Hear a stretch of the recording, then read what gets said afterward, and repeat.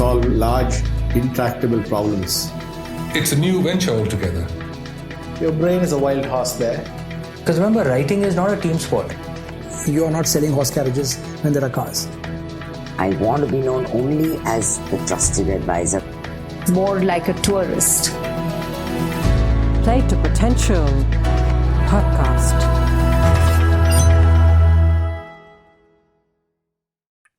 See, the word dharma is actually a very simple word. Okay, it gets complicated, but it's a very simple word. The word, the way I'm translating it is, when I'm doing something, I have to ask myself 3 questions. First is, how is it enlivening me? How is my action enlivening me? How is it enlivening you or whoever I'm interacting with?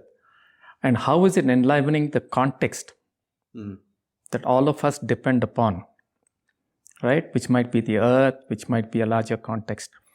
Now, if all 3 are yes simultaneously, it's dharmic. Welcome to the 93rd conversation at the Play to Potential podcast, a series of reflective conversations from leading people from various domains on 3 broad themes: leadership, transitions, and careers. Just like businesses think about where to play and how to win in the context of their strategy, we as individuals often think about the 2 questions where to go and how to grow at various points in our lives. These questions become that much harder in a world of abundance, multiplicity of options, and limited feedback. Through this podcast, I hope to share some insights that might help you navigate these questions in a more thoughtful way. While podcasting accounts for 10 to 20% of my time and effort, my primary vocation is that of an executive coach and a discreet sounding board with CEOs and entrepreneurs. I engage with leaders and organizations with a growth mindset and help them play to their unique potential. You can learn more about the podcast and my work at www.playtopotential.com. That's PLAYTOPOTENTIAL.com. My guest this time is Raghu Ananthanarayanan. I'd first crossed paths with him about 25 years back when I was at IIM Ahmedabad. We'd done this course called Exploring Roles and Identities, ERI, where we as a bunch of people were out to the deserts of Rann of Kutch in Gujarat and had conversations around some of these topics, around life, around identity, around our roles, and so on and so forth. I must confess, at that stage, I didn't quite process all that was going on, but I just wanted to say that Raghu's been in this field for decades, studying wisdom from Indian sources, whether it's yoga or Mahabharata or other sources, for several decades now. He talks about some of these things in detail in our conversation, and I'd rather you hear from him in his own words. Without further ado, let's listen and learn from a master who's been honing his craft and working on himself over the past several decades. And also, after a long time, it was wonderful to have a podcast conversation in person with somebody at his home in Kotagiri or Coimbatore in Tamil Nadu. Enjoy the conversation. Raghu, thank you so much for making the time on the Play to Potential podcast. Yeah, I'm happy to. And it's lovely to do this in the lovely place you have in Kotagiri. So thank you for hosting us here. You have to thank my wife, Deepak. I think 2 years of COVID and most of the conversations have been on Zoom and online platforms. So it's really refreshing to be able to sit across the table, across the chair. That's true. And chat with somebody. So thank you once again. That's true. Yeah. Raghu, in this podcast series, we'll get to the insights from the book you've recently published. But before that, we end up spending a lot of time on people's journeys and their choices, So maybe just to give the listeners a sense of where you come from, can you talk to us a little bit about your childhood and how it shaped you? Okay. I might be one of the few people around now whose childhood started in a joint family, large house. And my grandfather was very, very much into culture. Yeah, I think, since you asked about what shaped me, I think that definitely had a huge influence.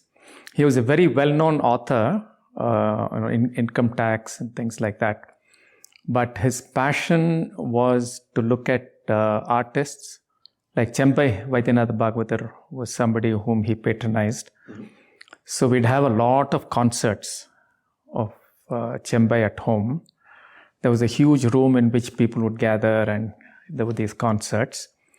Apart from that, there was a person called Sushila Achyutaraman, who was distantly related to us, and she was into Harikatha. So she would come over and recite the the whole storytelling tradition. And that was one very strong thing I remember. Plus, I think one of the things I go back to very often is my grandfather used to tell us stories. And he had he would read the Mahabharata or the Ramayana, and he would, recite some of those things, stop, tell us the meaning. And once in a while, he'll stop and he'll tell you a self-reflective story. Right? So I distinctly remember when this whole thing about Sita and all that came up, he actually wept. And he said, "You don't know, I've treated your grandmother badly," and things like that, right? So quite often nowadays I wonder whether the way I teach is very much like that. It's very self-reflective. The book is also completely self-reflective. And that's the whole journey. So I don't know, maybe that was a big influence. Wow. And I'm sure we can go deeper. But just to move the conversation forward, Raghu, you went to IIT Madras as well. That's right. Several batches before I went to the campus. Yeah. But post IITM, you've made a set of choices which are, I would say, quite different from a lot of the others. That's right. Can you talk a little bit about some of the key choices you might have made post that, and maybe also talk a little bit about what you do now? See, I think most of the choices that I made were actually set in the last couple of years of study. Yeah. I finished in 72.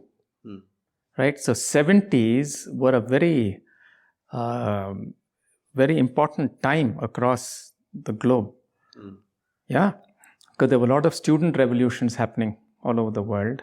Vietnam was happening.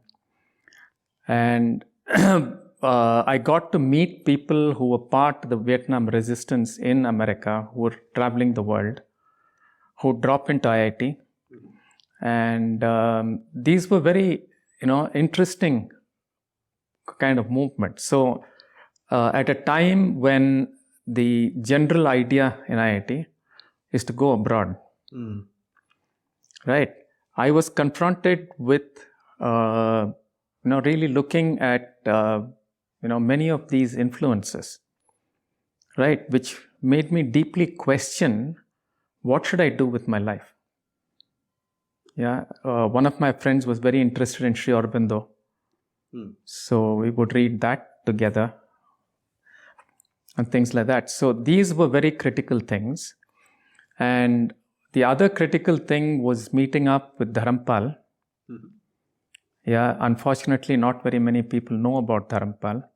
He was a Gandhian who had worked with the Panchayati Raj, setting up the Panchayati Raj system in India. And he has done a lot of study of what was India like in the 17th, 18th century, just when the British came in. And his recounting of it, which interestingly is largely from the records of the British, the viceregal records in Britain. He went there, spent a long time. It's a fascinating study, right? And when you hear people like this who've been in the movement, who've really studied this, speak to you about India, it really moves you, right? The kind of sacrifices that were made, his own direct experience of Gandhiji, right? And then there was another very important professor called, we used to call him Caesar, Seshadri, Dr. Seshadri. Yeah. He was another big influence because he was one of the people in IIT who challenged the idea of why we are doing science, why are we doing technology, right? What should we focus on? Yeah, so though immediately after IIT, I went into, working with a medium scale company. My dad was running a company. making printing machines. I got in, heading manufacturing, but very soon things changed. Mm-hmm. Yeah, because when I went in, things seemed hunky-dory from the outside. No? So when you go in, you discover how the organization is working, and I went right into a turnaround situation. Okay?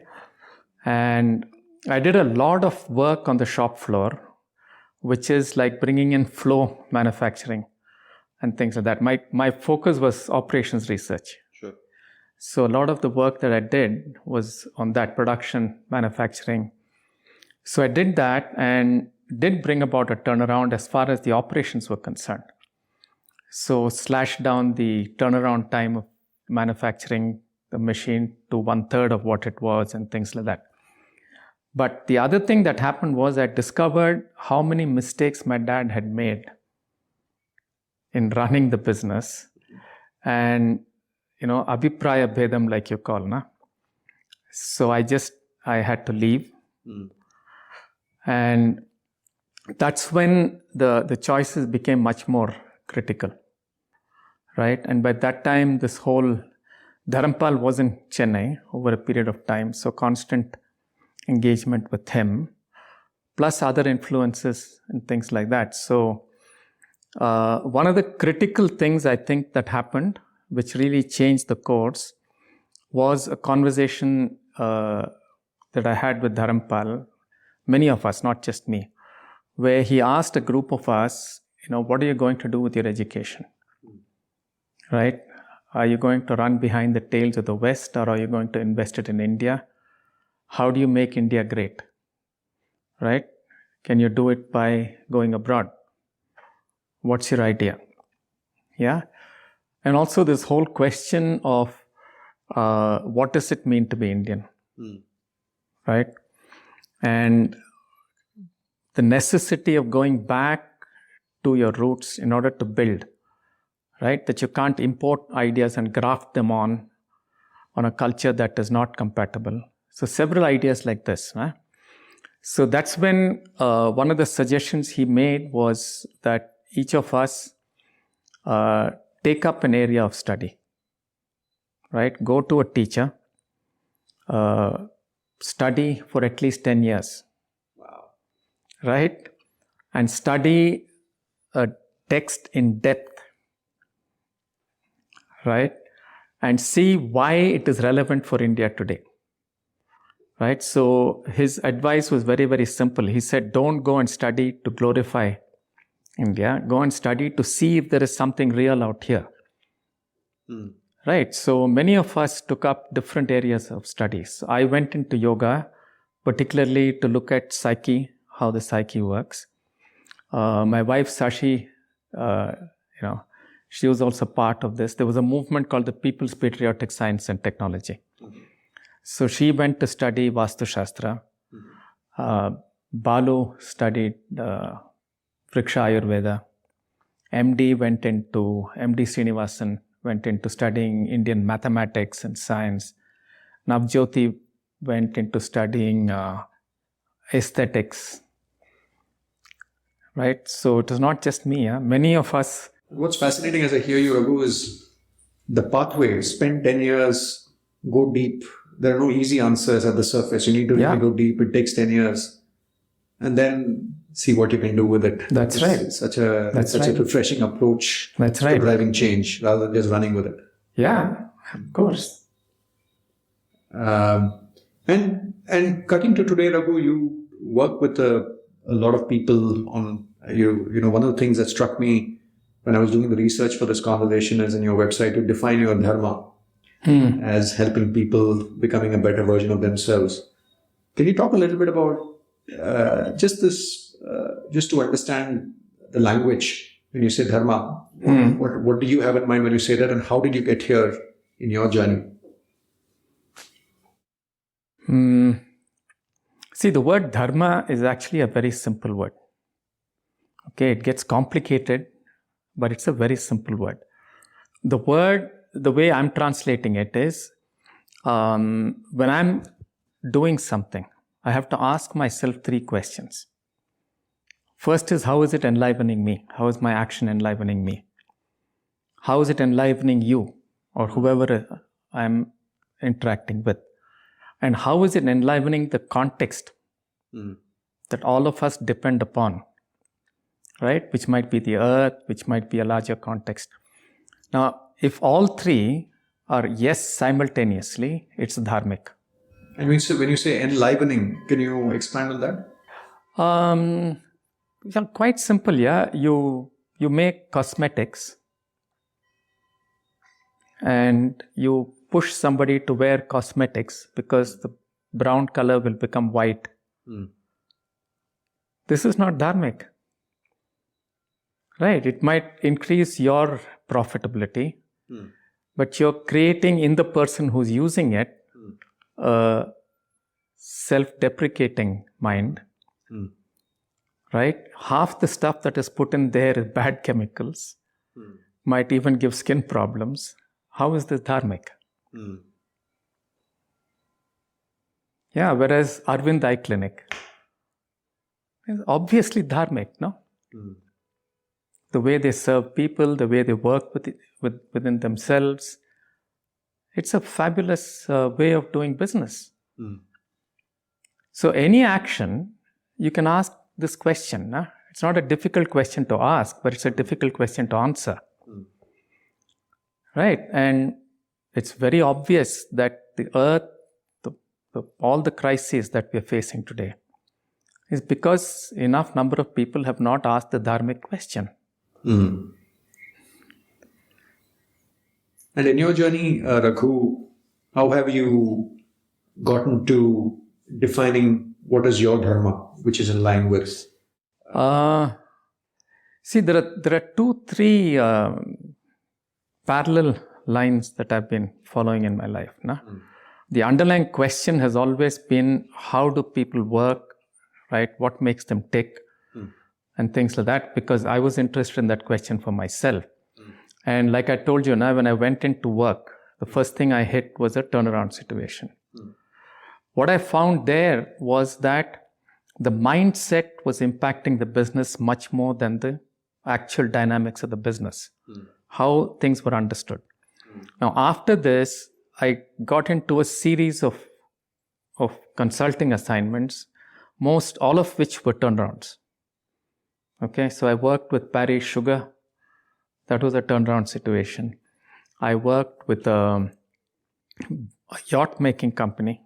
Again, turnaround.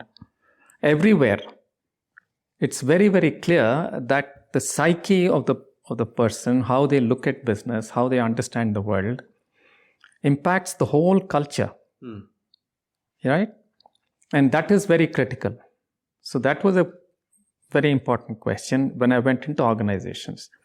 Now, the Dharampal thing had also triggered a whole set of engagement with craft and with grassroots work.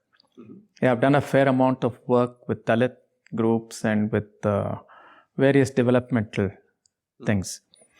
So, everywhere you go, finally people are using resources, right? Or people are reacting to situations. So you have to ask the question, how can each of us be the best that we can be? Right? And that includes the dharma question. You cannot believe that you're doing something honorable and you're doing the best without saying whether what I'm doing is dharmic or not. So, and I think it's a natural thing. Most people tend to be compassionate. Most people tend to think of larger things. I think there is a current discourse which is pushing individuality and pushing self-centeredness. Because when I meet people, there is a tension inside them. When they're doing something which is self-centered, they know. Right? And they pay a price through health, through relationship issues. One way or the other, they pay a price.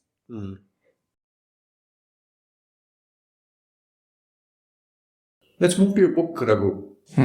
5 Seats of Power. Power. Yes. Congratulations on the book. And for me, I've been I won't say I've studied Mahabharata, but I've been influenced by Mahabharata, and I've spent some time thinking about it. Even during the lockdown, we spent some time watching the Mahabharata with family, with the kids. So I think the way you've sort of taken it and analyzed it opened up a lot of questions for me. Answers will take some time to evolve, but definitely the questions got provoked. But talk to us a little bit about the genesis of the book. Just to go back to the earlier thing you said, the idea of the book is not to give you answers. The idea of the book is to help you ask the right questions. Because all of Indian thought is actually meant to ask for you to ask the right questions. Right. And then for you to discover the answers in your life. Like this dharma thing is a question. If somebody gives you an answer, don't follow it. Right? Because you'll have to ask this question in different contexts and discover your answer. Right.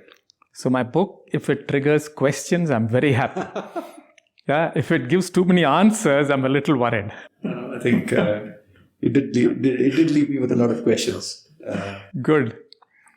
So do you want to talk a little bit about how the story behind the book? Sure. See, I was telling you about some of the grassroots work I've done and things like that. One of the areas of my work has been with a group called Koothuppatrai. And, there's a very well-known theatre group. And the Namuthaswamy, who was the key person, the inspiration, whatever behind it, and I have been interacting for many, many years, and I've helped Koothuppatrai also as mentoring, and I was on the board for a while.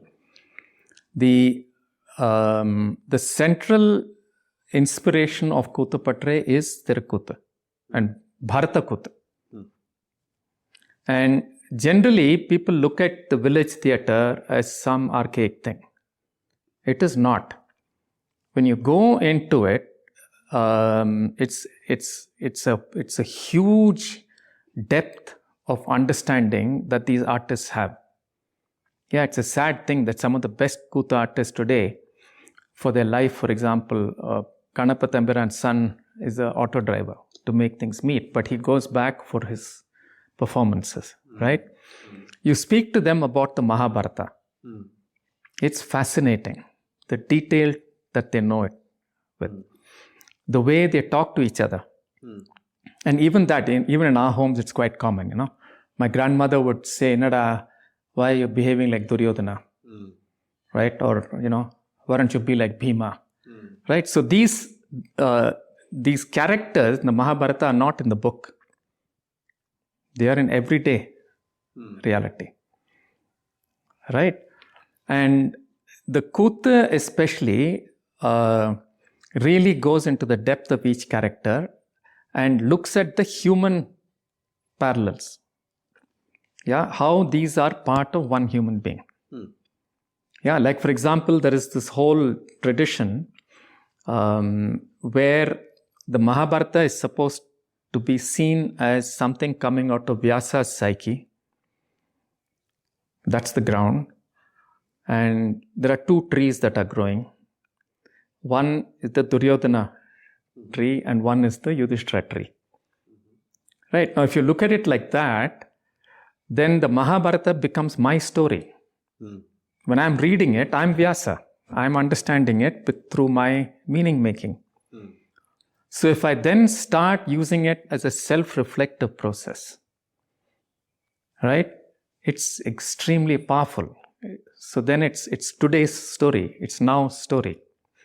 That's how Namuthaswamy would look at it. And when I was doing leadership training, right, I would juxtapose the idea of a human mind and leadership and so on that was current in the organization with the depth and the beauty of leadership and power and all that the Mahabharata talks about. Right? So for a long time, I've been bringing the Mahabharata as a training tool. See, like in behavioral training, you can't talk and do a chalk and talk or a PowerPoint these days about behavior. Yes. I have to confront you with behavior. So I use theatre for that. And the best theatre to use to understand power is the Mahabharata. Right? So that became something that I delved into along with my yoga thing for 3-4 decades. Wow. Right. So encouraging people to look at it, encouraging people to have dialogues about how their action is reflecting one of these forms of power. Yeah. So that's something I've been working with for quite some time. Lovely. I think just getting into the book, Raghu, you talk about the 5 Pandava archetypes. And you say that each archetype is a different type of power that we can unleash, each one of us. You also talk about the distinction between an archetype and a stereotype. That's right. Which I found really illuminating. So can you talk about the 5 archetypes for the purpose of listeners? Just paint a picture of what those are, and also make the distinction between the archetype stereotypes and the archetype. Yeah. You were watching the television series, na, Mahabharata? Yes. If I'm not mistaken, Tara Singh comes as Bhima. You might be right, correct. Yeah, I think so. Correct. I'm trying that's a stereotype. Okay. That Bhima is this big guy and, he's got this... No, Tara Singh actually comes as Hanuman in Ramayana. In Ramayana. Okay, that's also a stereotype in any case, whatever. Bhima was something right? Else, yeah, but Bhima will be one of these big guys, yeah? It can't be anybody else, right? Now, that is a stereotype. Okay? And the archetype has nothing to do with this external form. Okay, the archetype are the essential characteristics of any figure. Now, if you take Bhima, the essential characteristics are a love for adventure, passion, right? He loves Duryodhana, Draupadi the most of all the brothers, right? So these kind of essential characteristics are the archetypes. Now, when you boil something like this down to the archetype, then Bhima can be inside you, Bhima can be inside me. I don't have to have rippling muscles to be Bhima. When I awaken this part of me, which has passion and adventure, Bhima inhabits me. Right? When I invoke or evoke the part of me that loves order, that loves stability and uses all my energies to establish that, I'm a Yudhishthira. Right? When I invoke compassion and service in me, I'm a Nakula. Right? And when I invoke love of knowledge, curiosity, I'm a Sahadeva. And when I can confront the paradoxes of life, the dharma sankatas of life, the dilemmas of life, and ask deep existential questions, I'm an Arjuna. So the moment you understand them as archetypes, they're in all of us. Yeah.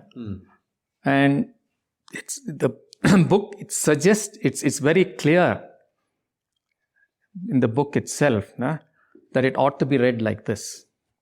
Okay, there are introductory things in the book starts, right? Where there are questions between Vyasa and Brahma. Why should I write this book? So he says, write it so people can reflect.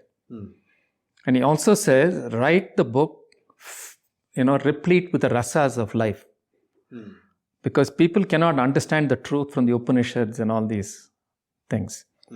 But if you write in a way that is evocative of the rasas of living, they'll understand.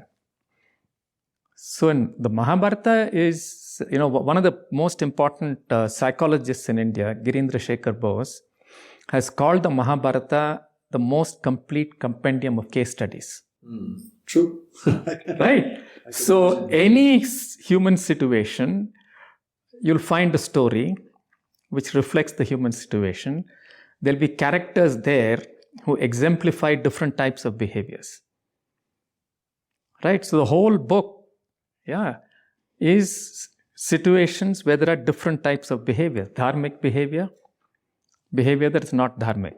And what happens? And what I find fascinating as well is each person is shown in several shades of grey. Of course. And not as a... Yeah, no monoliths. Yeah. No right, no wrong. No right, Every wrong. person under different That's circumstances can evoke a dharmic or an adharmic response. Yeah. Which makes it like talking about the archetype, na? The Bhima and the Duryodhana are the same archetype. Right? And it's set beautifully in the Mahabharata. Na? They both study with the same teacher, Balrama. Both are Gadadharis. Right? And they're both powerful people. Yeah. And the way Bhima brings alive these capabilities and the way Duryodhana brings them alive are very different. Let's talk about that, Raghu. I was going to get to that. You talk about the notion of counterpoints in the book. For every Pandava archetype, there is a counterpoint in the Kauravas. In the Kauravas. So can you talk a little bit about, in the book you talk about Bhima and Duryodhana, Yudhishthira and Bhishma on the other side, Arjuna and Karna on the other side, Nakula and Gandhari on the other side, and Sahadeva and Shakuni on the other side. Correct. So can you just shine the light on just the distinction between these two and, how they end up on different sides? Yeah, see, if you look at the essential character of Yudhishthira, this is a person who will use his psyche, his everything to respond to order and see how the situation is orderly, disorderly, and bring it back to order. Okay, there's even a very interesting discussion at the end of the war on the 18th day. Who should lead the war? Should Bhima lead the war or Yudhishthira lead the war? Right? Because it has to be a decisive battle. So they go to Krishna because they can't resolve this question. So Krishna says Yudhishthira has to lead the war because Bhima will escalate the war. He will not know how to fight in a way that you can bring peace at the end of the war. Okay, this is brilliant, right? So the Yudhishthira's power lies in going into areas of chaos and bringing an order. Right? You take Bhishma. He is also a person of great knowledge, wants to create order, but he's so rigid about it that he cannot respond to the context. Yeah, so when the Draupadi Vastraharan is happening, right, he is the final arbiter of truth. He's the one who has the power. He simply isn't willing to say that rules are rigid. Dharma is not following the rules. Right, so he ends up in the Kaurava side. Right? You take Nakula, right? He's serving. You hardly hear about him, the whole of the Mahabharata. Right? But he's always there in every scene. He's mentioned, but there's nothing much mentioned about him because he's setting the context. He sacrificed himself completely for the context. Right? You take what Gandhari has done. Right? She's gone into a situation which is terrible. Right? She's betrayed, her husband is blind and all that, fine. But if I want to serve, will I blind myself also or will I be the eyes? Right? So in the idea of service that Gandhari brings in, there are lots of very, very, nice things, but she has self-sacrificed herself to the detriment of the context. Right? You take Shakuni and Sahadeva, right? And it's interesting, in many of the battles, these are the people who have to fight and kill each other. Yeah? Only one of them can survive in the Mahabharata battle. So you have this, intelligent person, right, who can see, who has forethought, who has foresight, right? And the way Sahadeva uses foresight and the way Shakuni uses foresight, they're the counterpoints. So that's the brilliance of the Mahabharata. Na? So it tells you in different contexts how a dharmic mind of a certain archetype will act and how the same archetype, if it awakens an adharmic motivation, how they will act. And how this will lead inevitably to a confrontation which is destructive. And back to the Pandava archetypes, Raghu, you also say that each of these archetypes have a shadow side. That's right. So can you talk a little bit about how we think about that and how we manage that? Yeah, see, the most famous scene in the Mahabharata is Draupadi's Vastraharana. Right? And what is happening there? Now, just imagine yourself as, like this Bhishma Yudhishthira archetype, always doing the right thing, whatever. But you're human. Right? There's a part of you that will rebel against this kind of, rigid, keeping aside my feelings, keeping aside my intuitions, keeping aside my passion and doing the right thing. Right? So what happens to that energy? You keep pushing it, you keep pushing it. Right? So here you have Shakuni who's understood this. So he's seen your shadow. So he tempts you. And you as Yudhishthira give the most exalted reasons to actually gamble. That's the shadow side of you. Right? And these are related. So this side would like to play it, would like to just say, damn the rules, damn order, damn what's right and wrong, just let me go. Yeah. Now, these sides are there in all the Pandavas because every one of them at some point of time or the other screws up, they make a mistake. Now, the fundamental difference between the Pandavas and the Kauravas is every time they make a mistake, the Pandavas go into a period of Ajñātavasa. They go into retreat. And they ask themselves, in doing what I was doing, what was I really doing? Where did it come from? Right? And then they go and meet sages, they do tapas. It's all described, how they work with it and how they work with themselves. And it's very interesting because especially after this gambling scene, in the Ajñātavasa, when they go into the exile, they meet sages who tell them stories about other people who did something similar and how they came out of it. Fascinating. Right? And at the end of that, the actual Ajñātavasa period, when they become exiles to themselves, right, is a fascinating story. Each of them, there's actually a discussion before they go in to Virata, where they ask who will we be, how will we not be recognized at all. Disguise. So it is described like this, that Yudhishthira smiles and says, I will go as the gambling companion to the king. Right? So these shadow sides, which are my strangers unto myself in a sense, have to be met, have to be understood fully. So they have to live with it for 1 year. Right? And these are 5 people who've always been kings. They have to be servants. They've always been together. They have to be completely alone. So they have to go and explore parts of themselves that have never been touched. So, imagine that I'm a leader who has not worked with my shadow selves. Right?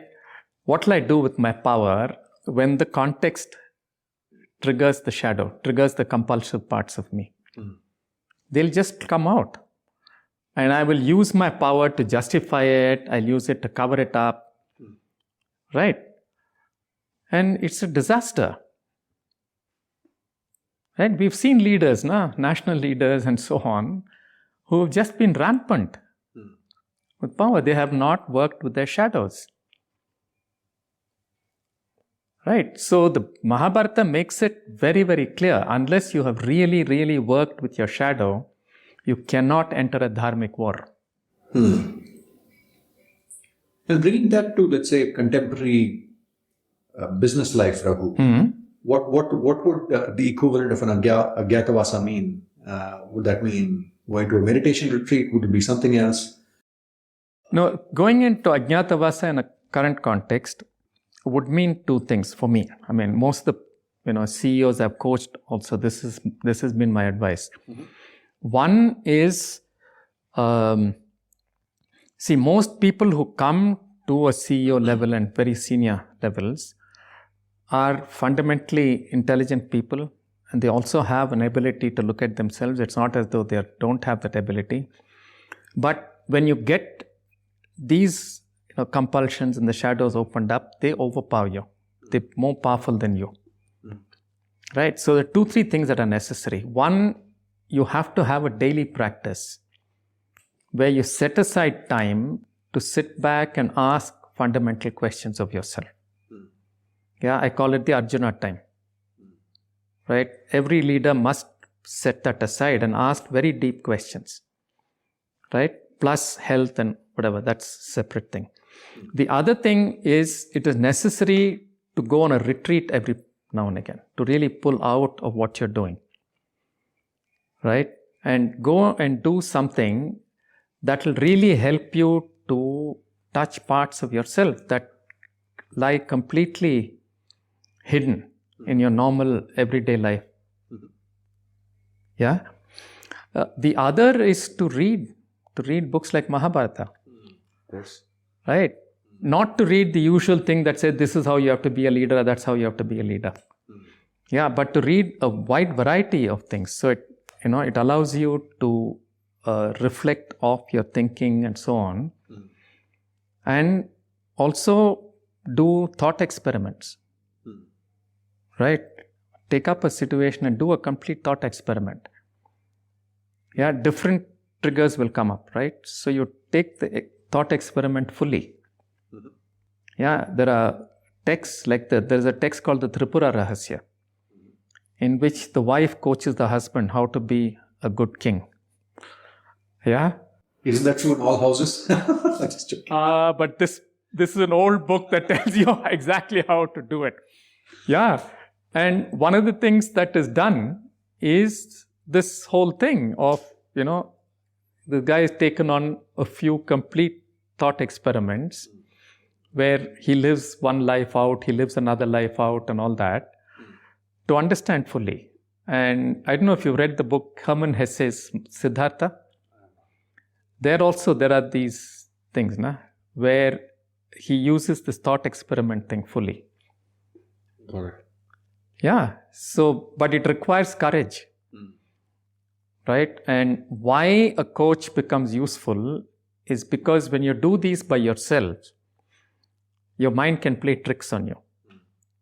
And when you have to really look at the difficult parts of yourself, you'll quietly do an escape trick and think that you've got the logic. One of the things you spoke about when you described your experience in your father's business, you spoke about the role of mindsets.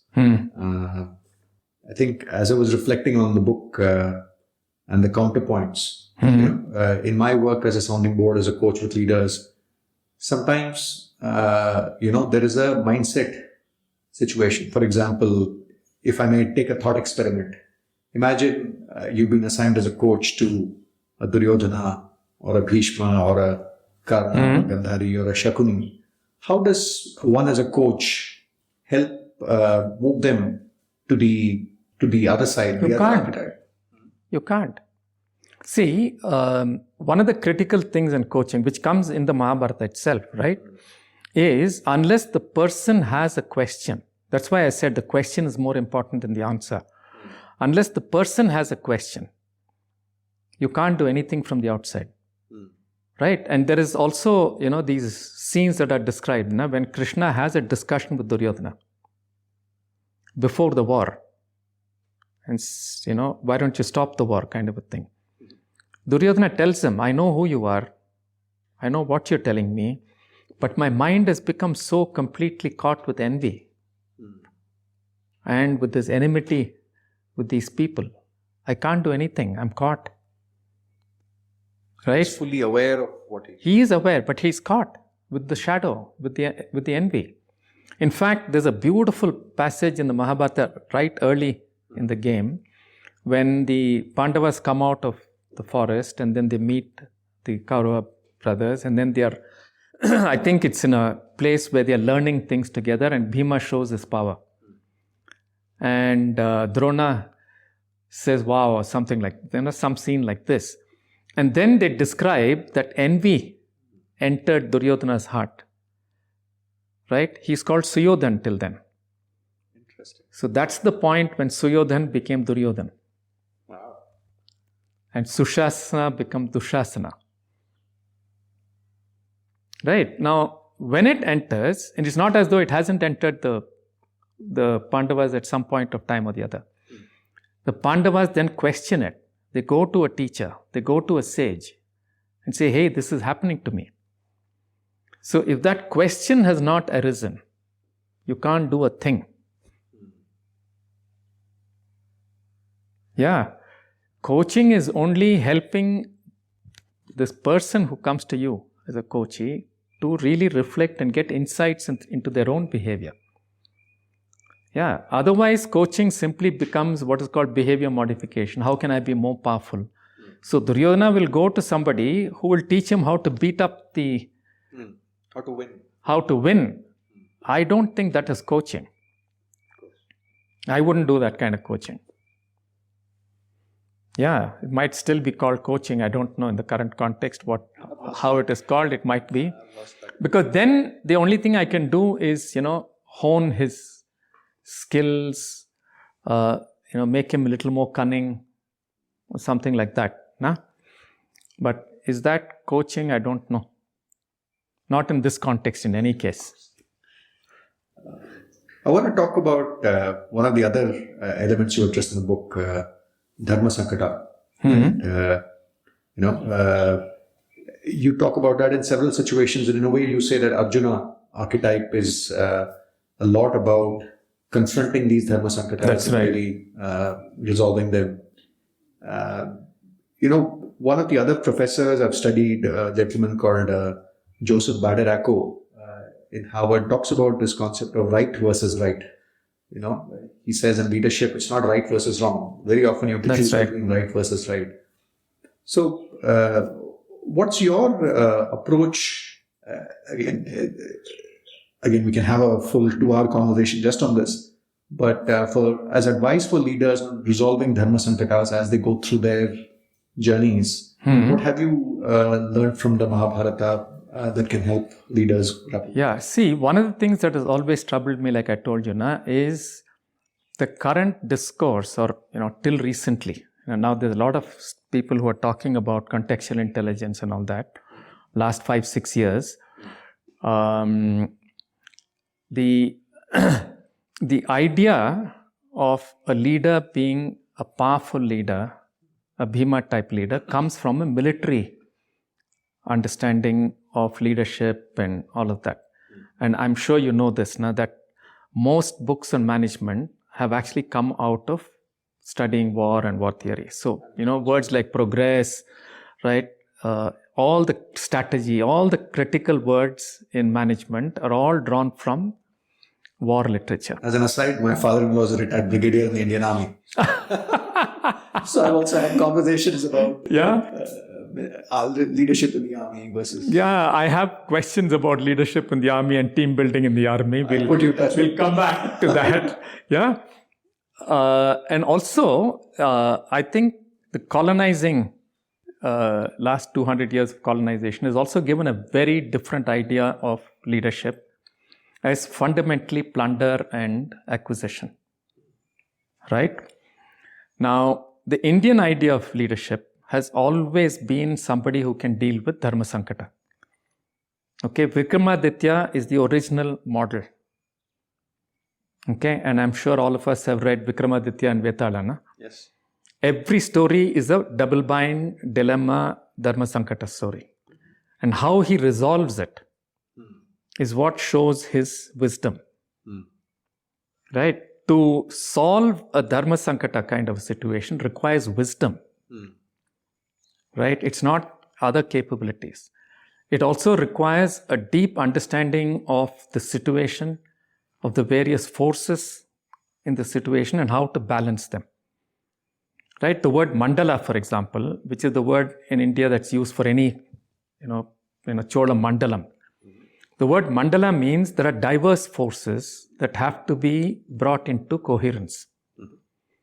Now, if you've been in leadership, you know that it's always a question of, balancing priorities, right? Quality versus cost versus delivery versus, product development or whatever, right? You're always talking payoffs, right? And there was one management scientist, I forget his name, who brought in the word satisficing. It's a very interesting term, right? And that is what a dharma sankata, you can never have an optimum solution. You can only have a satisficing solution. And if you really have been in leadership situations, you know that neither part of this dilemma is going to go away. You solve it for now, in another context, it's going to reappear in a different way.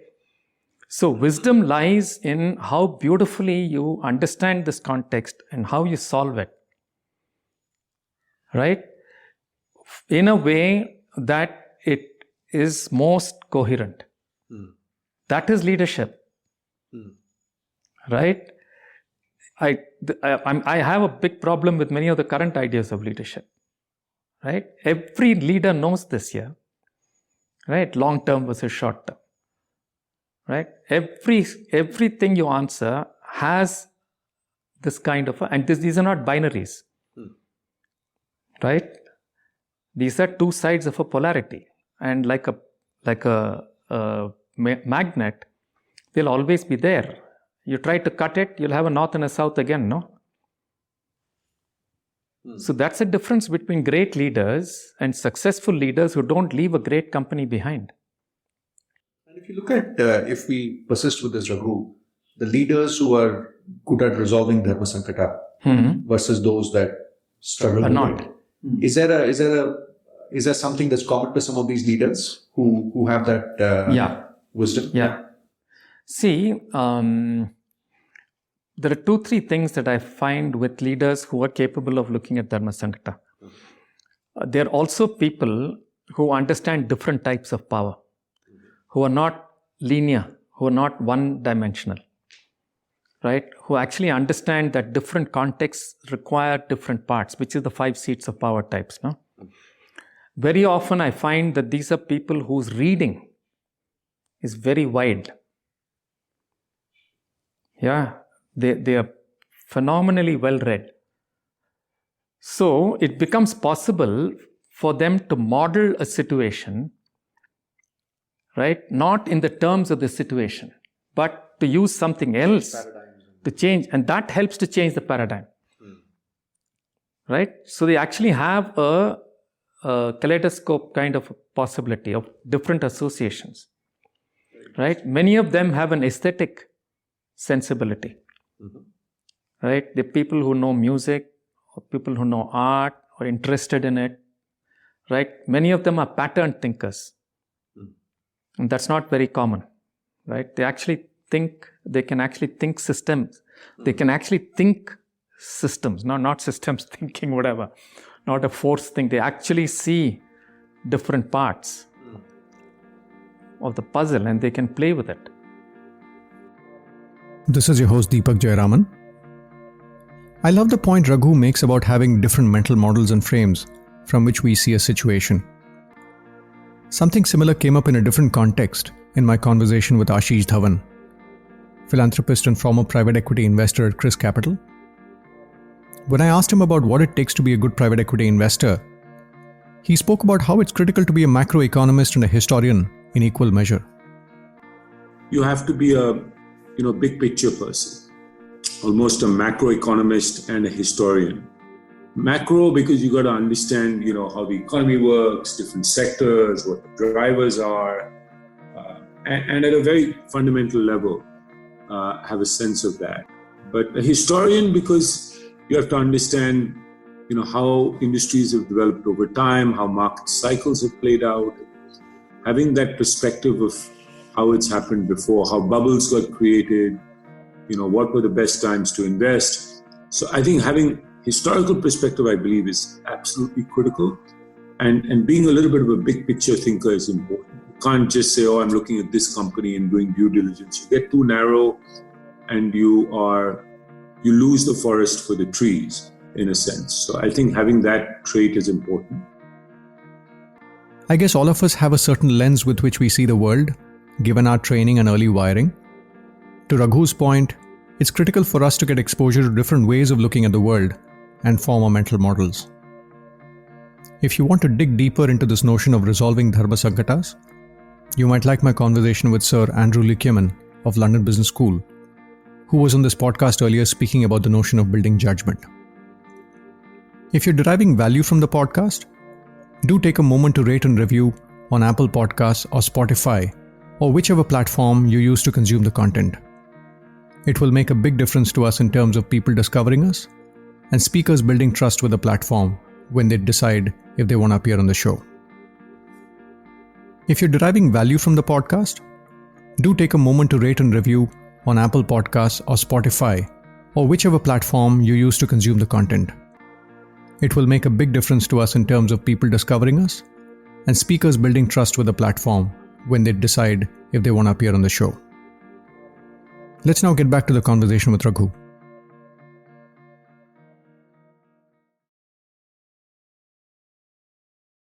One of the things in the book, Raghu, which really caught my attention was you say that actually Bhagavad Gita might very well have been a conversation between Karna and Krishna. And the fact that it didn't happen was a lost opportunity. Karna possibly did not even see that as an opportunity. And eventually it ended up being a conversation between Arjuna and Krishna. That's right. So do you want to expand on that? How, just the implication of that insight in daily life, what, if you want to sort of... Yeah, sure. See, there's one very, very exciting thing in the Bharata Kutta, Tamil Bharata Kutta, where there is a conversation between Sanjaya and Dhritarashtra, which is a retelling of the whole Mahabharata. And it's very, very interesting because the whole dialogue goes like this. Dhritarashtra says, hey, tell me the story again so that I can understand where I screwed up.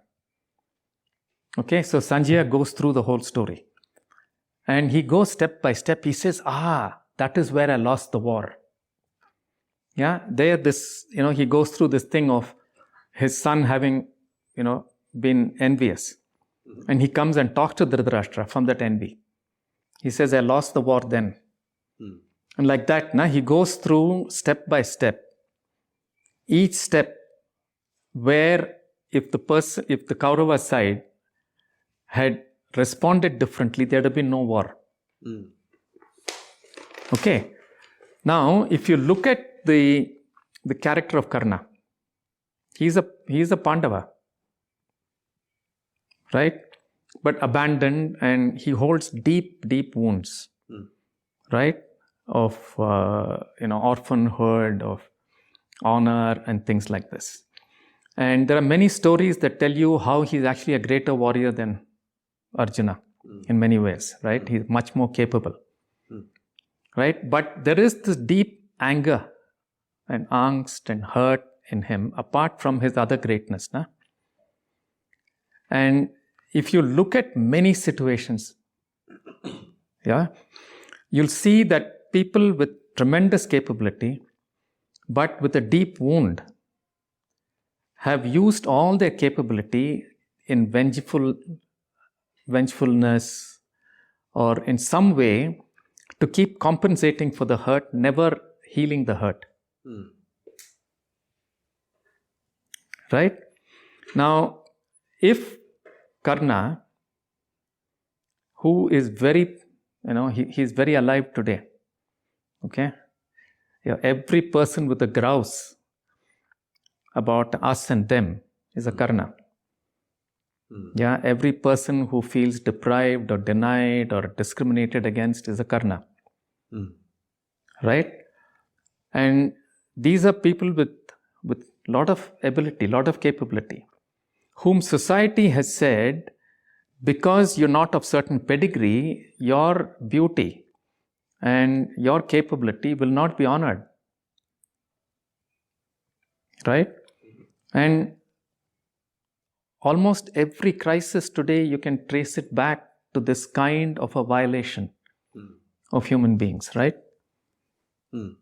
So if I can have a conversation with this hurt psyche and help this psyche heal and say, I will move from using my power for retribution, using my power for some vengefulness, to looking at how to build a beautiful world. Right? It would change everything. That's what they tried now in South Africa. Truth and reconciliation. That's what Gandhiji tried now. Of saying, how can I assert myself? How can I ask for independence without hating the oppressor? Right? Because once you hate the oppressor, you internalize the oppressor. And you then become extremely oppressive yourself. You can see that in history.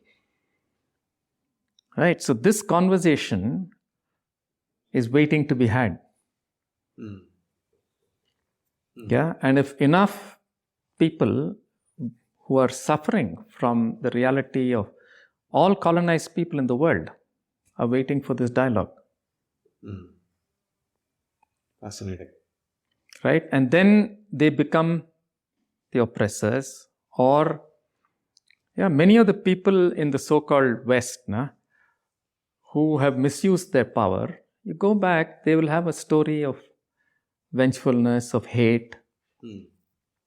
Right? So if you can have a conversation with a Krishna where this hate is dissolved, the world will be a different place. Building on that, Raghu, who then plays the role of Krishna to facilitate these conversations? Krishna is not a human being, Deepak. True. Krishna is this divine intelligence, the consciousness within. Raghu, if we bring this to our current situation and context, the Karna-Krishna discussion, do you see that happening? Has it been had in different situations that you observe? Yes, I think it's been had. For example, this truth and reconciliation thing that was tried out in South Africa was clearly an attempt to enable people who've been violated to have a conversation with their violators in a larger context, not of retribution, but of some kind of a healing process. Right? I think this has qualities of what I'm talking about. Right? The way Gandhiji spoke about Swaraj, about Swatantrata, was, I think, another step in this direction. Right? Where he was clearly not coming from a hate of the oppressor, but he took Tilak's statement, Swaraj is my birthright, to a very beautiful level. So I don't have to ask for independence from you. I claim my independence. But this claiming of independence, if it's with anger and hate, it's not independence.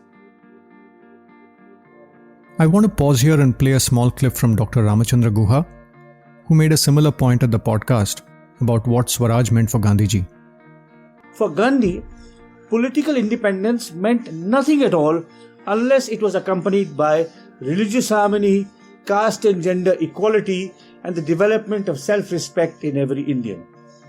Other patriots had used the Hindi word Swaraj to signify national independence.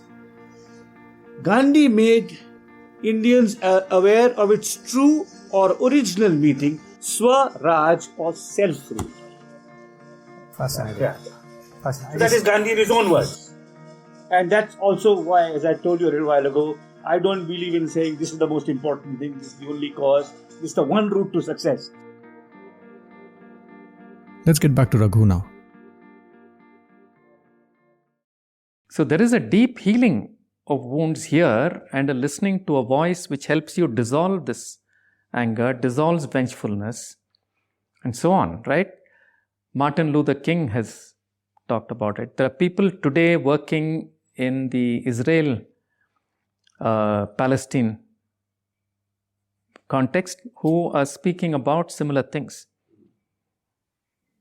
right? Where Israelis and Palestinians are talking about how we get beyond mutuality of hurt and violence of this kind and look at each other as human beings, right? So it's not as though there are no indications of this, But I think it has to be emphasized. It has to have a very, very strong presence. Mm-hmm. And Krishna at some level is not a person, but it's a concept. But who?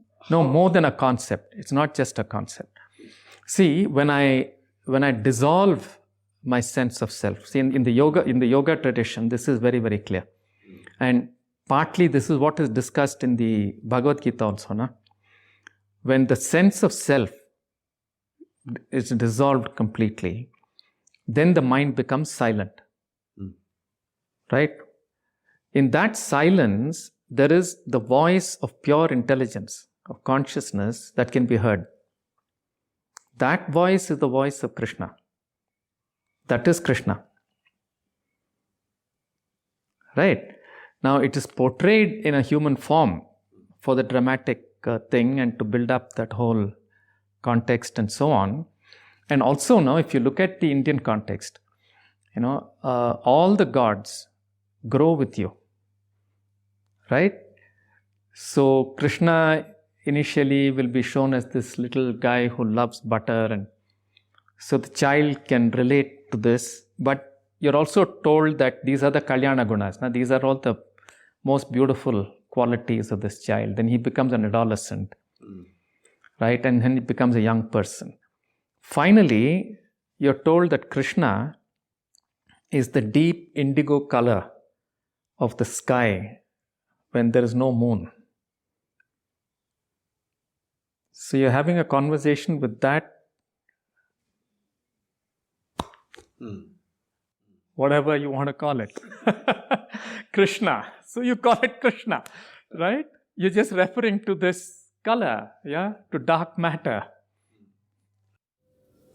A related point you mentioned in the book, Raghu, is you talk about the distinction between heroic and asuric action. And you say that it often the difference is the state of emotion one operates from. You touched upon it right now. And you go on to say that we all need to operate from a state of equanimity or shantam. Can you say more about this? See, shantam is a very, very highly valued state of being. All of yoga actually attempts to bring you to that state of shantam or equanimity. Okay, shantam is usually translated as peace, which is it's not peace. It's the state of quiet, high potential, but completely quiet. Right? It's like a good, like Federer or a good batsman who's still and watching the ball. He's not pre-committed in any way. He's very alive. That is shantam. Right? And he can respond immediately to whatever is appropriate. If you're pre-committed, you can't do that. Right? So shantam is that pregnant, powerful silence. But right? Fully alert and fully alive. Fully alert, fully alive. All possibilities. Now, if I can find a way of getting there and being there most of the time, imagine how powerful I'll be. Right? And every action of mine will then be the best that I can be. In that moment. In that moment.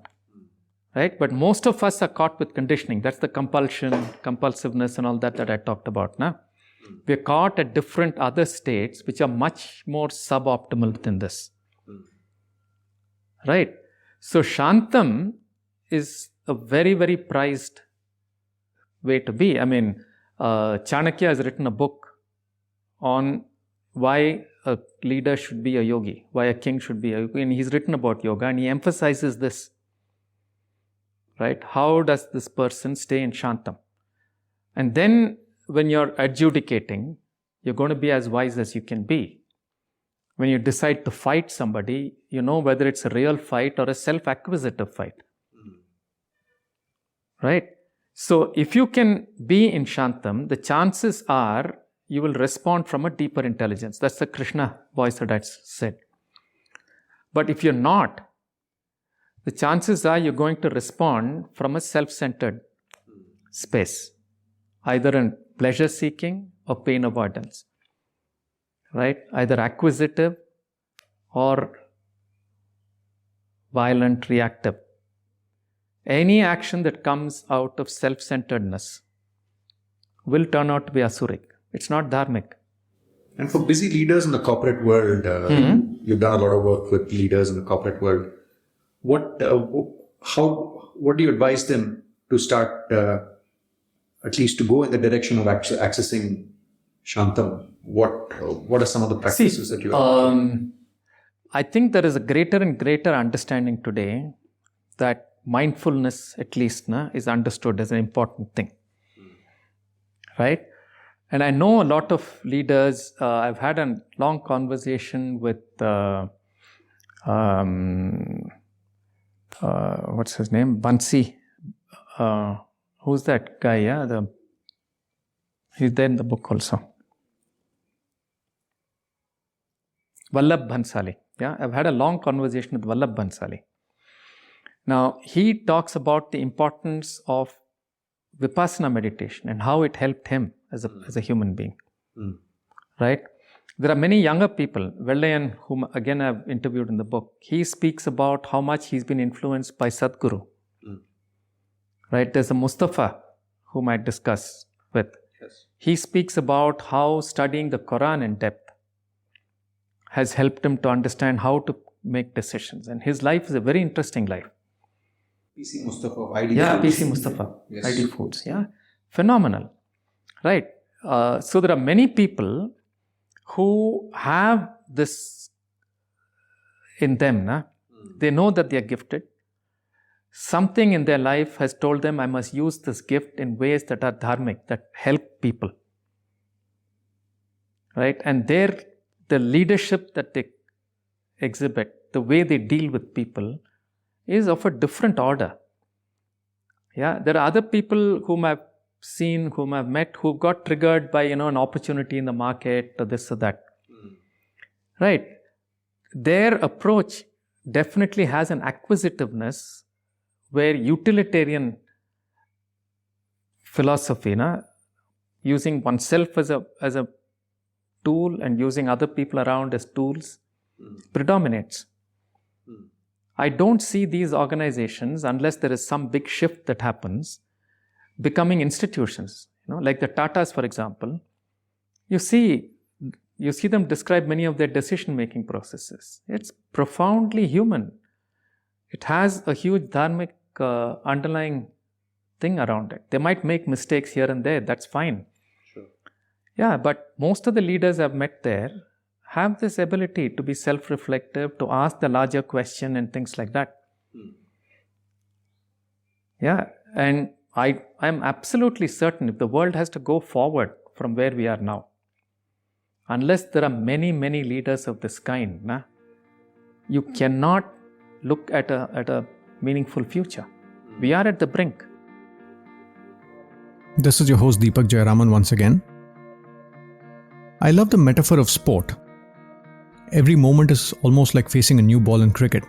And as they say, we need to see if it's a yorker, a bouncer, a juicy overpitched ball, a googly or something else, and play the ball on its merit. If we try and get a boundary every ball or defend every ball, it just wouldn't make sense. I guess every moment is a bit like that, and we need to play each moment as it shows up without premeditating a shot. Something similar came up in my conversation with Rich Fernandez, who heads Search Inside Yourself, a leadership development organization incubated in Google. He speaks about the notion of response flexibility versus reacting to each moment. So this skill is something that we teach. We call it response flexibility, right? The ability to respond rather than react to challenging situations. And most people in business face challenging situations all the time. But if you're only reacting to them, right, and being very hot and angry all the time, you're not being responsive, actually. You're not being balanced, and you're not being clear-headed. And so that's the difference. Being response flexible in the face of challenges and disruptions is a critical skill for business leaders and for technical leaders.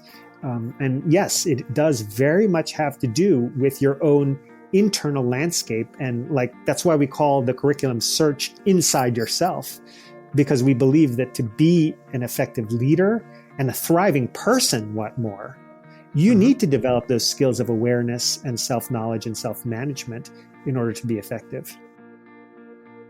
Subsequently, in that conversation, Rich uses the example of Captain Sully Sullenberger, who successfully landed a plane on the Hudson after encountering a bird hit and saved 100 plus lives. He speaks about the Shantam frame from where Captain Sully operated from. If this is of interest, please look up my conversation with Rich Fernandez in the guest section of the podcast. Or even better, go and see the movie Sully, where Tom Hanks plays the central character. Let's now get back to the conversation with Raghu.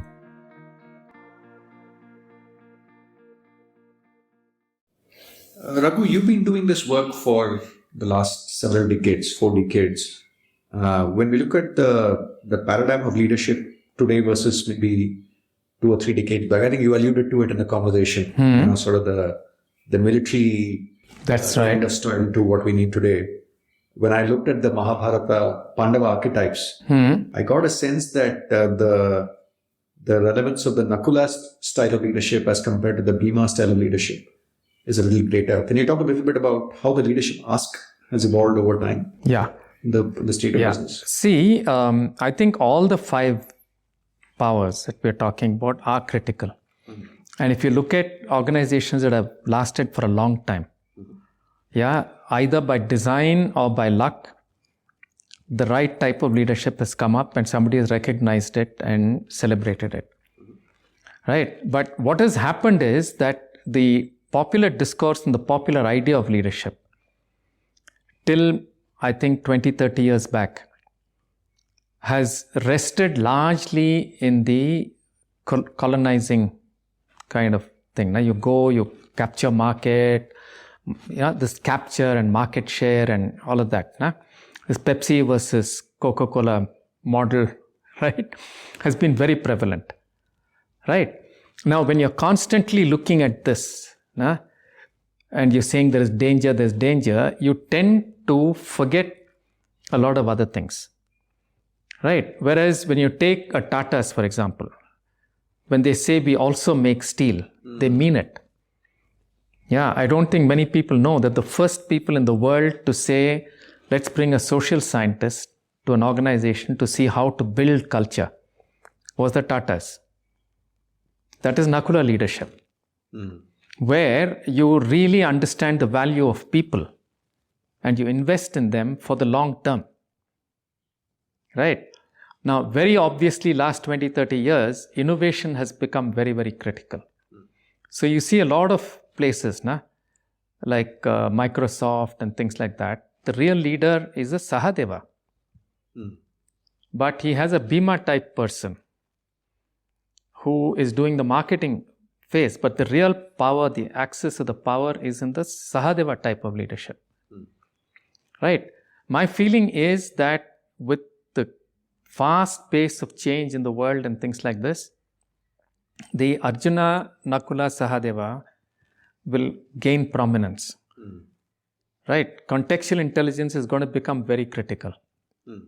Right? Knowing how to really nurture key people and to create a core of institution building people is going to become very important. Innovation is going to become very important. It's not as though entrepreneurship or bringing order and predictability are not very important. But I think these will have to take the lead, because if there's too much of building order, it becomes static. Right? If there's too much of this, let's go and, the startup kind of a thing, you don't build an organization. Right?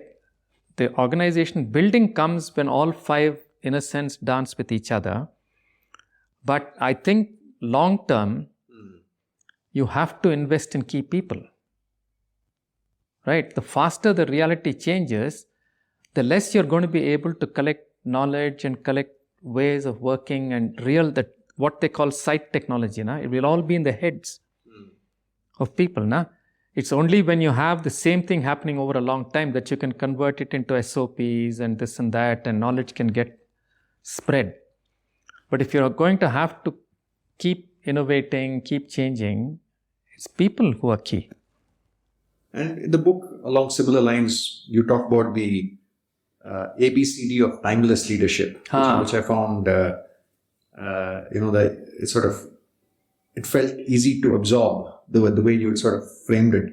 Awareness, balance, contextual intelligence, and dharma sankata. Understanding dharma sankata. Understanding dharma sankata. Can you sort of expand on this? Why do you say these are timeless and, you've singled these out? See, fundamentally, I was trying to decode what I thought were the key aspects of the Mahabharata characters. Right. Now, if you look at, let me give you a story from a Zen context. Nah? See, there's a discussion about who is going to win and what does it mean to be in a fight, between a sensei and a student, right? So the sensei asks the student, what do you think is the most important thing for you to focus on? He says the knife. The guy says you're dead. Then he asks the question again, what do you think is the most important thing to focus on? So he says, I have to look at the guy and the knife. Right? And then he asks again, what's the most important thing? So it goes on like that till the teacher says, you have to look at the guy, you have to look at the knife, you have to know that there's a crowd around watching it, and you have to know that there are pebbles on the ground that can trip you up. Right? If you don't have this width of awareness, you can't win. Right? And there's a book by Miyamoto Musashi about the types of stances you take. Yeah? There he emphasizes the stance of silence and the stance of space, which is completely relaxed. In yoga, it's called sthira sukham. You're completely at rest, but you're completely aware. That is balance. Right? So when you're there, you can be tipped off. You can be pushed, but you won't fall. But if you're rigid, one push and you'll fall. Right? So an organization needs this balance.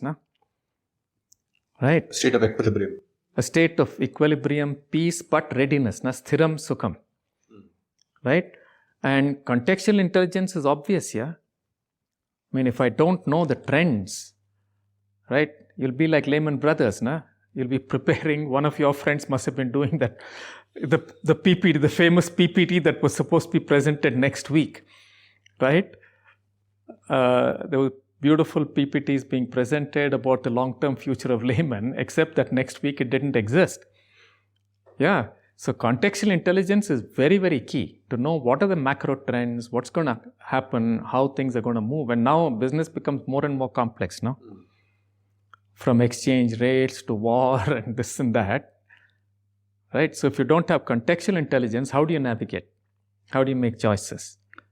And like we discussed before, for leadership, it's always balancing of forces. Yeah. It's not some victory somewhere, and in so many fields here, you don't know who's your customer and who's your competitor and who's your collaborator, right? In IT, you can be buying something from IBM at one level and working with IBM to deliver something at another level. In a third place, you could actually be fighting IBM for a job, right? In that context, it's all balancing of forces, and how do you keep this going, right? And balancing of forces to me is also dharma, right? When it's not just your stakeholders who you're talking about, right? You're talking about the earth, you're talking about sustainability. So all that requires an understanding of this balance of forces. This is your host Deepak here. I happened to speak with Jennifer Garvey-Berger, an executive coach and author of Unlocking Leadership Mind Traps. She speaks about the kind of leaders we need in the future. I think that leaders in the future will need to respond not to the short term, but to the long term. We're seeing that right now.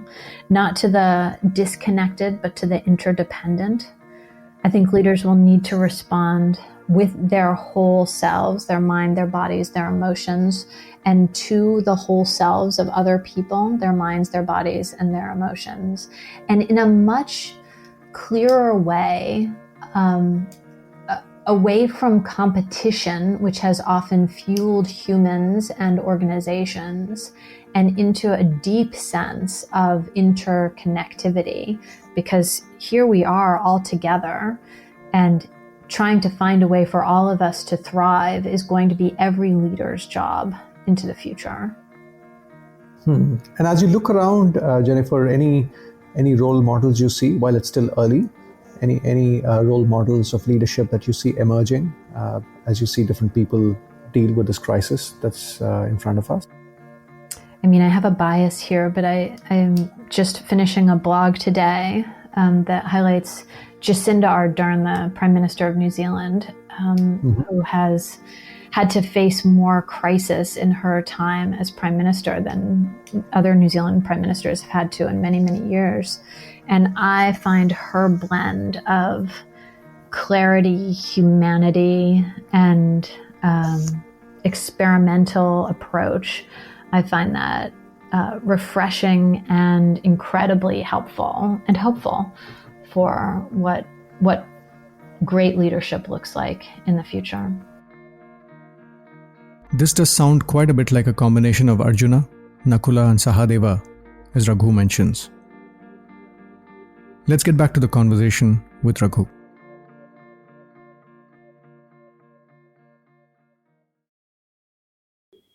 The other distinction I wanted to talk about, Raghu, was the one you bring up between doing and being. And you use a phrase which really stayed with me.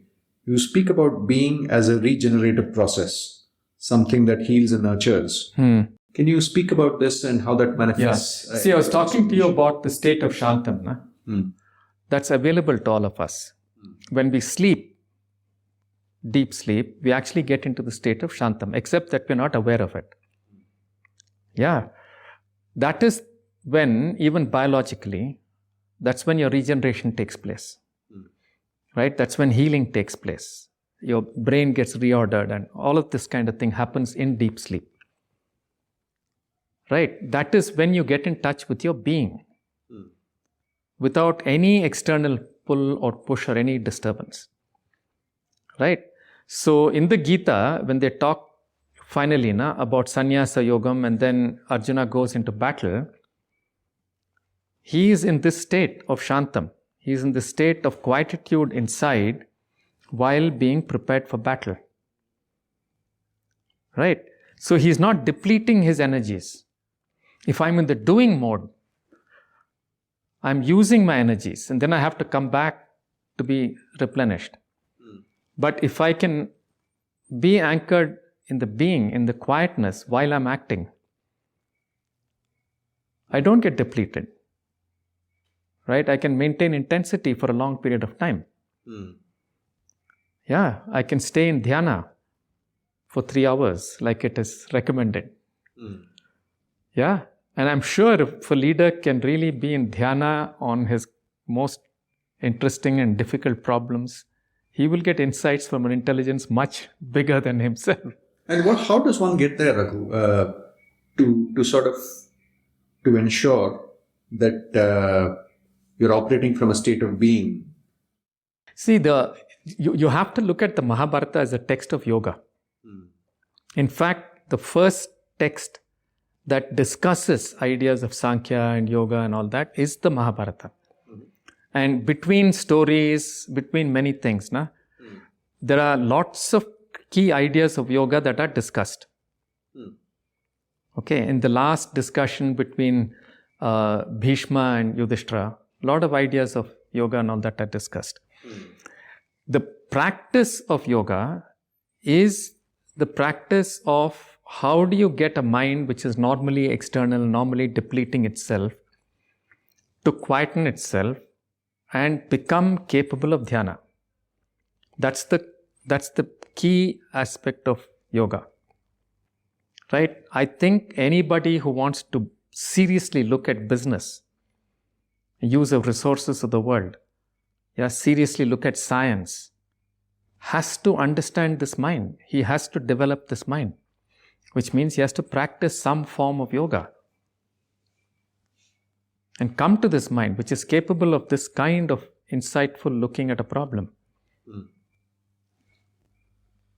Yeah, otherwise it will become very stressful. Yeah, because why do you need a leader? You need a leader to help you take decisions in times which are difficult, which are anxiety provoking. Otherwise, every manager will take his decision. No, that's what happens mostly. It's only in crisis that you need leadership. At this point of time, if you don't have a person who can absorb that anxiety and be in shantam, be in quietude, and have a mind that can really look at everything and stay in focus, you'll get jerky answers.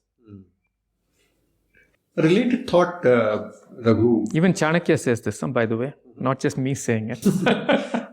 As I was reflecting on this doing versus being, I was wondering, is there an insight here around the kinds of choices people make so that you end up in situations where there's resonance between what you're doing and who you're being? Is there something in that space? I think there is. See, when you choose to engage in business and things like that, I've seen a lot of people for whom their business is their conviction. Yeah, there is no internal dissonance between the choices they make in business and the choices that are made as individuals as to what is honorable to do.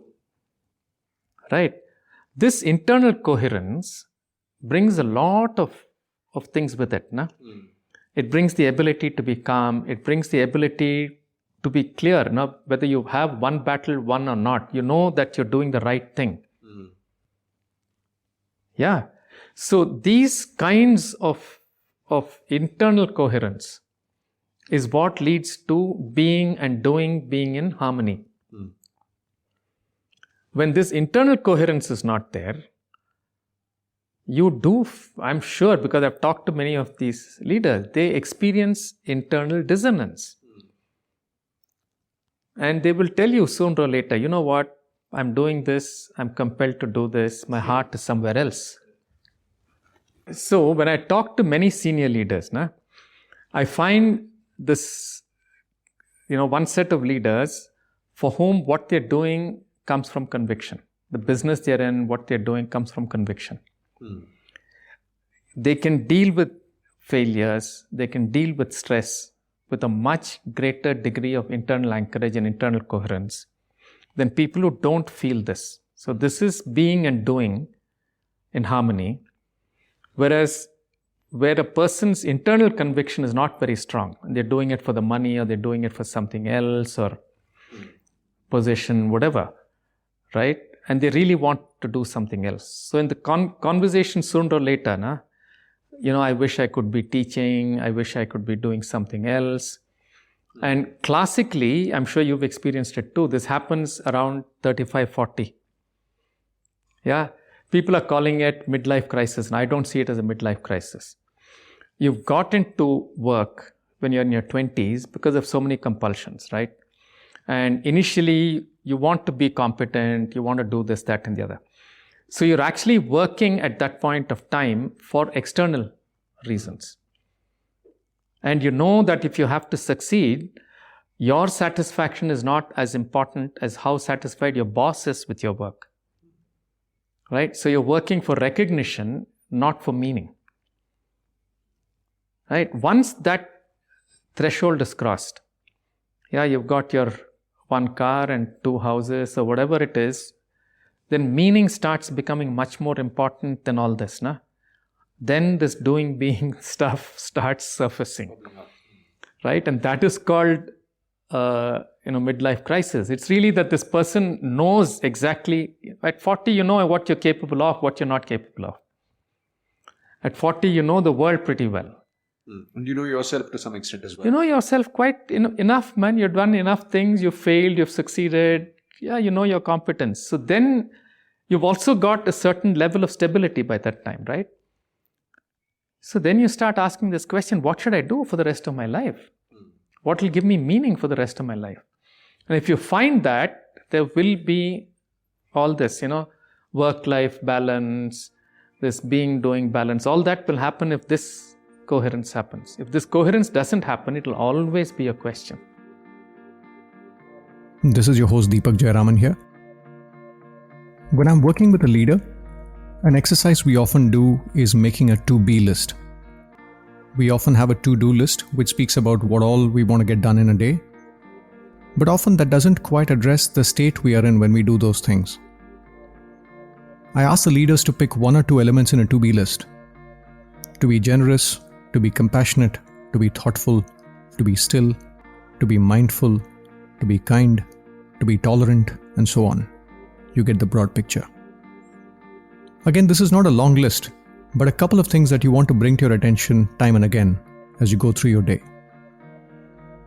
I think there's also something to be said about the kinds of choices we make in our personal and professional life, especially a few years in. This topic is at the sweet spot of the kinds of topics we spend time on in this podcast. I could go on and on here with related insights that have come up at the podcast. If you want to dig in more, you can tune into the curated playlists Navigational Principles and Reinventing Self. You might also like the conversations with guests like Bruce Feiler, Herminia Ibarra, and Linda Grattan. Here's an insight from Lloyd Reeb, who runs the Halftime Institute and helps leaders move from success to significance. He speaks about the notion of each one of us being our own chief life officer. So the onus is on each of us to think in terms of being chief life officer. If you're going to have to zig and zag and reinvent yourself more than just twice, it used to be you had 20 years of preparation, 30-year career, 30 years of retirement. If you look back even further, the average life expectancy was 48 or 49. Just 100 years ago, that was the average life expectancy here in America. So you didn't even have the last 30 years. You basically came to your 50s and you were tired and worn out. You were a manual worker, not a knowledge worker. Your contribution dropped off with your energy dropping off. Today, so many talented, smart people in India, their contribution can continue well into their 80s. And very many of them have global exposure because India is such a global part of the global supply chain.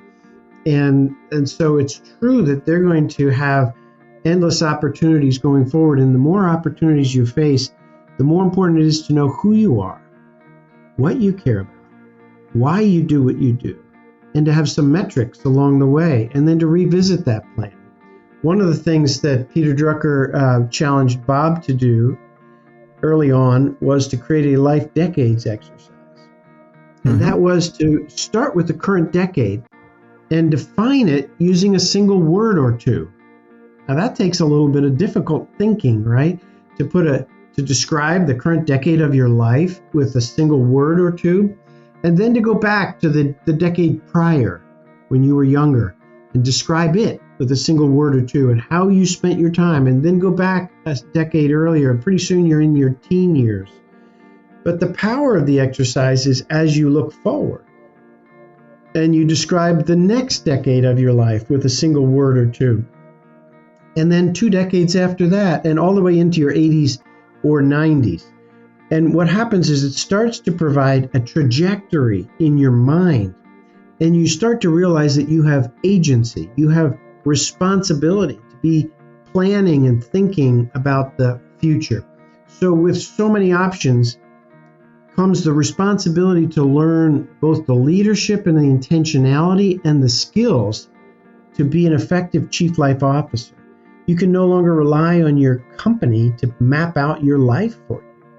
And chances are, if you come home from your company and you've given it all you've got, and you have nothing creative to give to your spouse or your family or your neighbors or your community, that you'll end up largely disappointed in the second half of your life or the next season of your life. Personally speaking, when I was an executive search consultant at Egon Zehnder, over time I started feeling a disconnect with having many evaluative and borderline salesy conversations with the people around me. I was deriving energy from conversations where I could be on the candidate side, helping them resolve the situations they were in. But that's not the primary agenda of a search consultant. After transitioning from the world of poaching to coaching, I'm finding greater resonance between who I am being and what I'm doing. And I feel I can see that play out in the way I show up in some of the other domains of life. Back to what Raghu says, solving for coherence between who you are being and what you're doing is paramount for us, especially as we move towards the later years of our life. A gentle reminder once again to rate and review the show on Spotify or Apple Podcasts when you have a moment. Let's get back to the conversation with Raghu.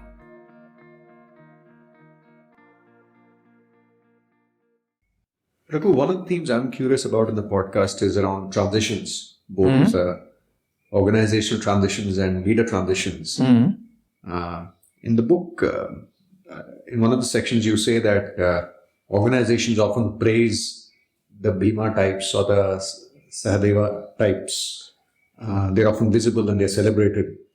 But the Nakula types often are behind the scenes, connecting the dots. That is the Nakula archetype. Correct. So when the Nakula, let's say people with a dominant Nakula characteristic transition from one company to another, what's been your observation on how they build trust and how they build traction as they take on charge in a new environment?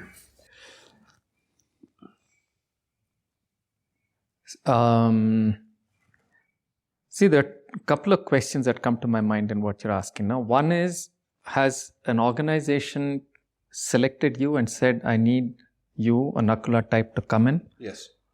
Yeah, then it's a wise choice, no? So this organization has probably been through an entrepreneurial phase, right? And now it needs to create a stable team and create order. Correct. Now, if you keep on pushing the Bhima at this point of time, the organization will never stabilize. Correct.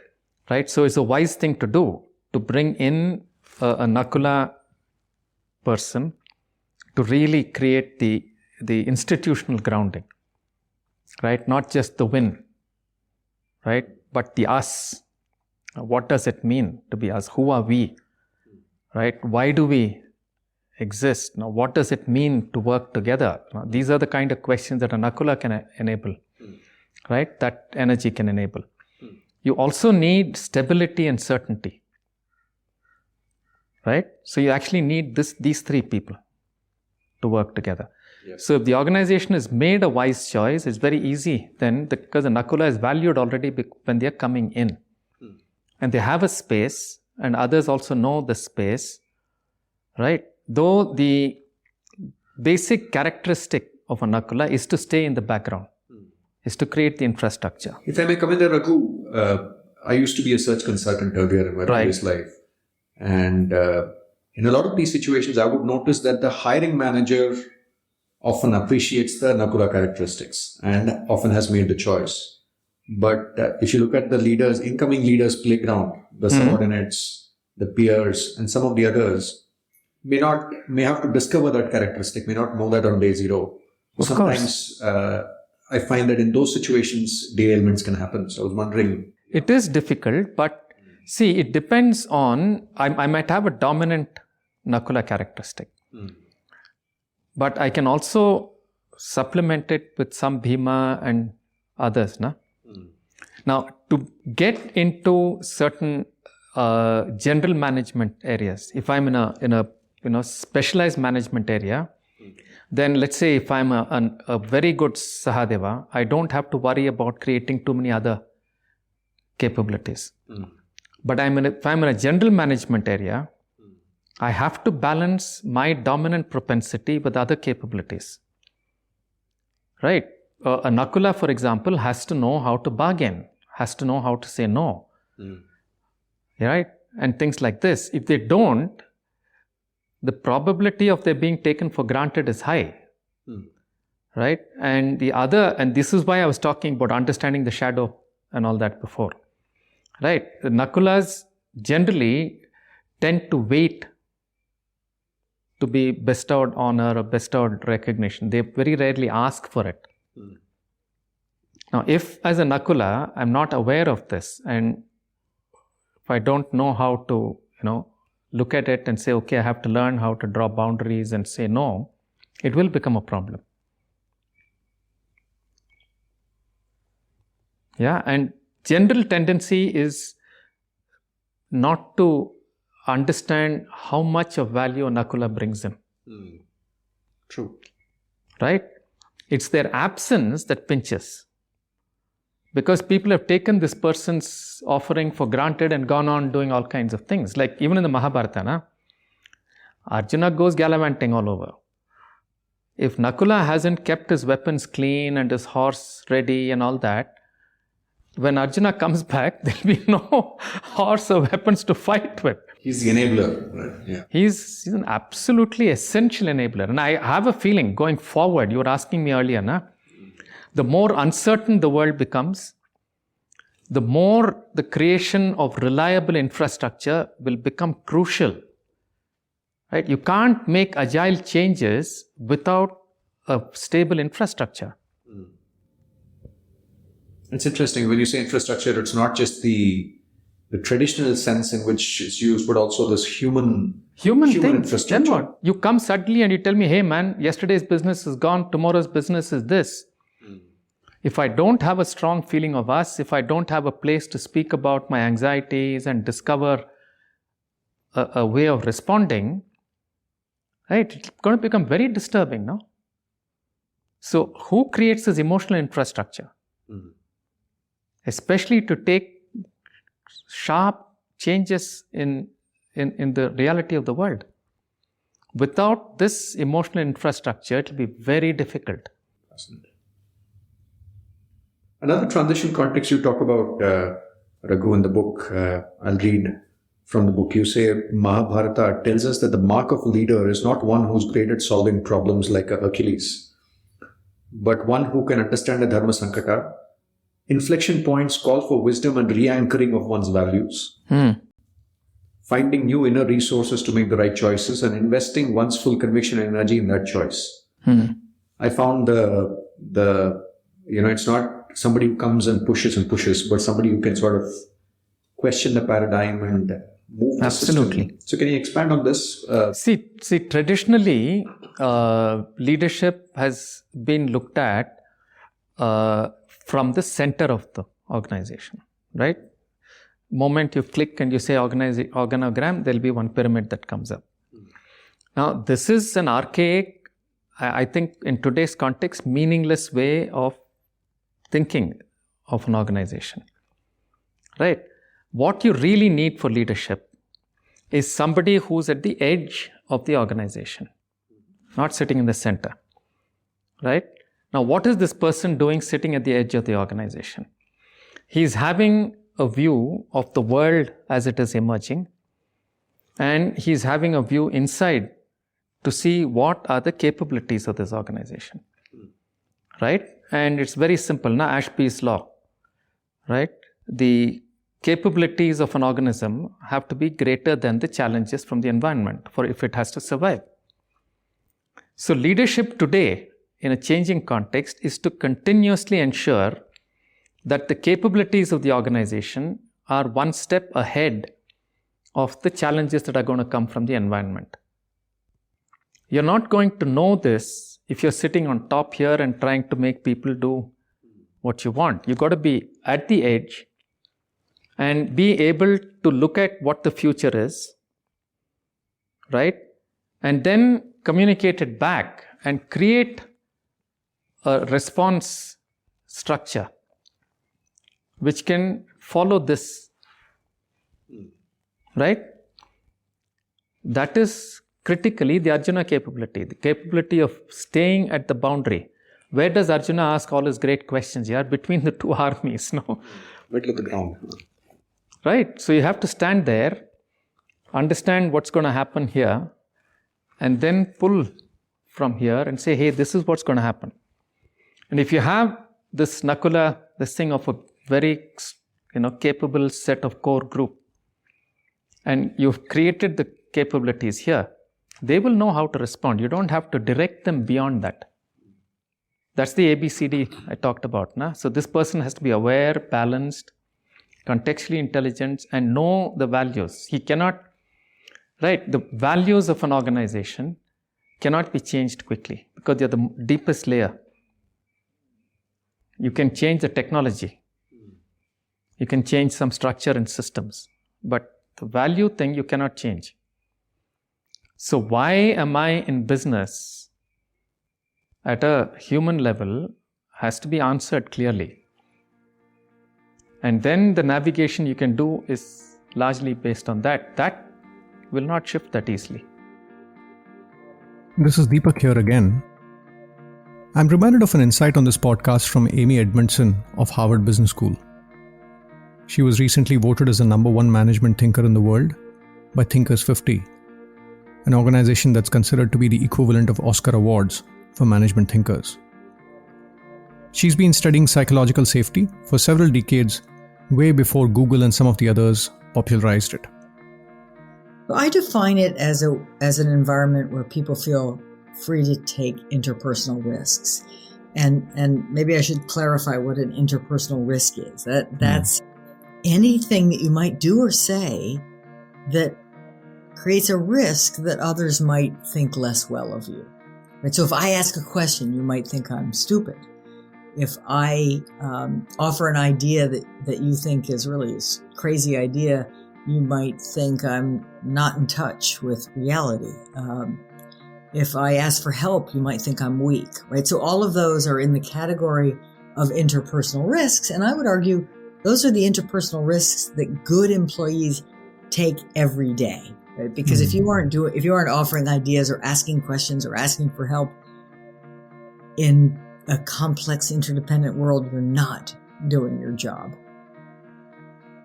Like Amy says, psychological safety or emotional infrastructure, as Raghu says, is a prerequisite for companies, and if I may say, families to be agile in these times. If we look at how families came out of COVID, I would say one could see the difference in outcomes between families that had an infrastructure and families where that didn't exist, and that showed up in all kinds of ways in terms of mental health, physical health, separations, and so on. Let's get back to the conversation with Raghu.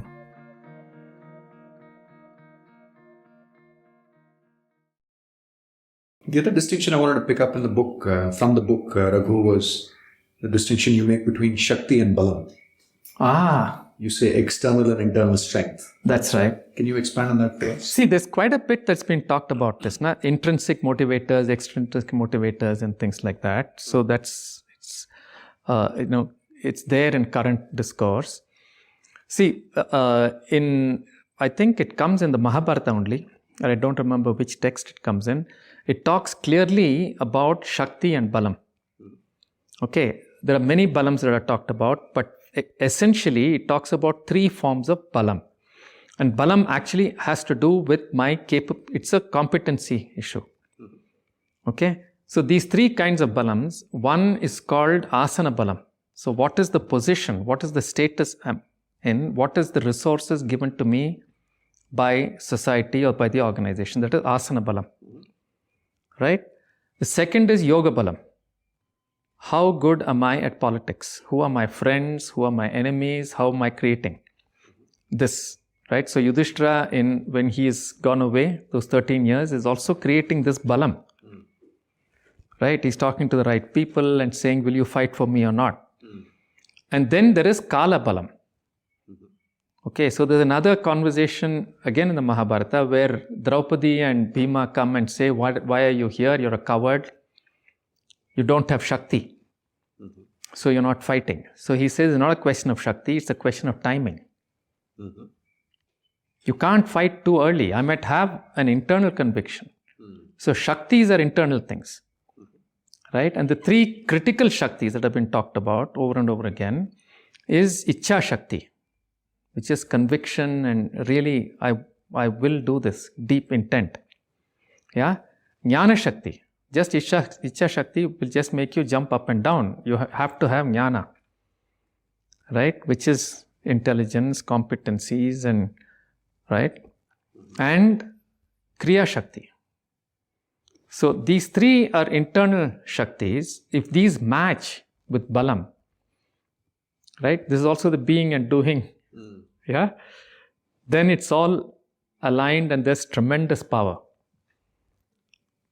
Yeah. And, it's there in Sun Tzu's Art of War. It's there in several things. Now, saying that knowing how to wait for the right time is a tremendously important thing. Right time also means that my balam has come together, not just the Shakti. I might have a strong intention and wish, and I have the capabilities at one level to do something.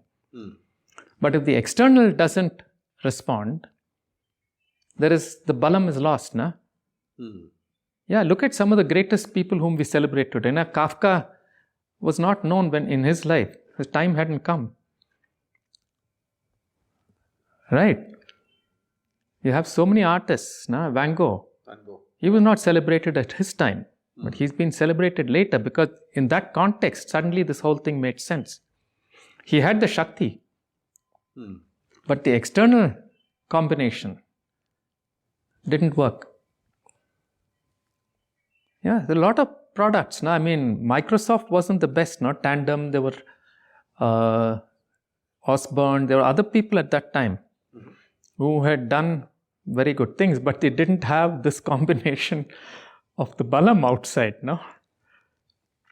Fascinating. They had one or the other Shakti. They were actually better products, if I understand it right. They didn't make it. I was just reflecting on your point about mango. Again, a thought experiment. Given what we know about how to lead life from the Mahabharata, should he have approached life differently in the sense to get the time? Who? Vincent Van Gogh. He couldn't have, no? Given who he was, he did the best he could do.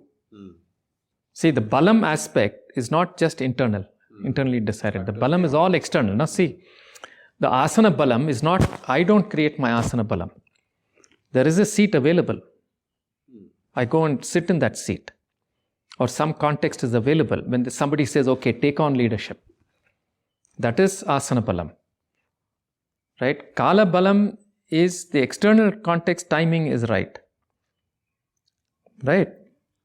And yoga balam is also other people who say, yeah, you're making sense, I'll be friends with you, and so on. No? These are all external factors.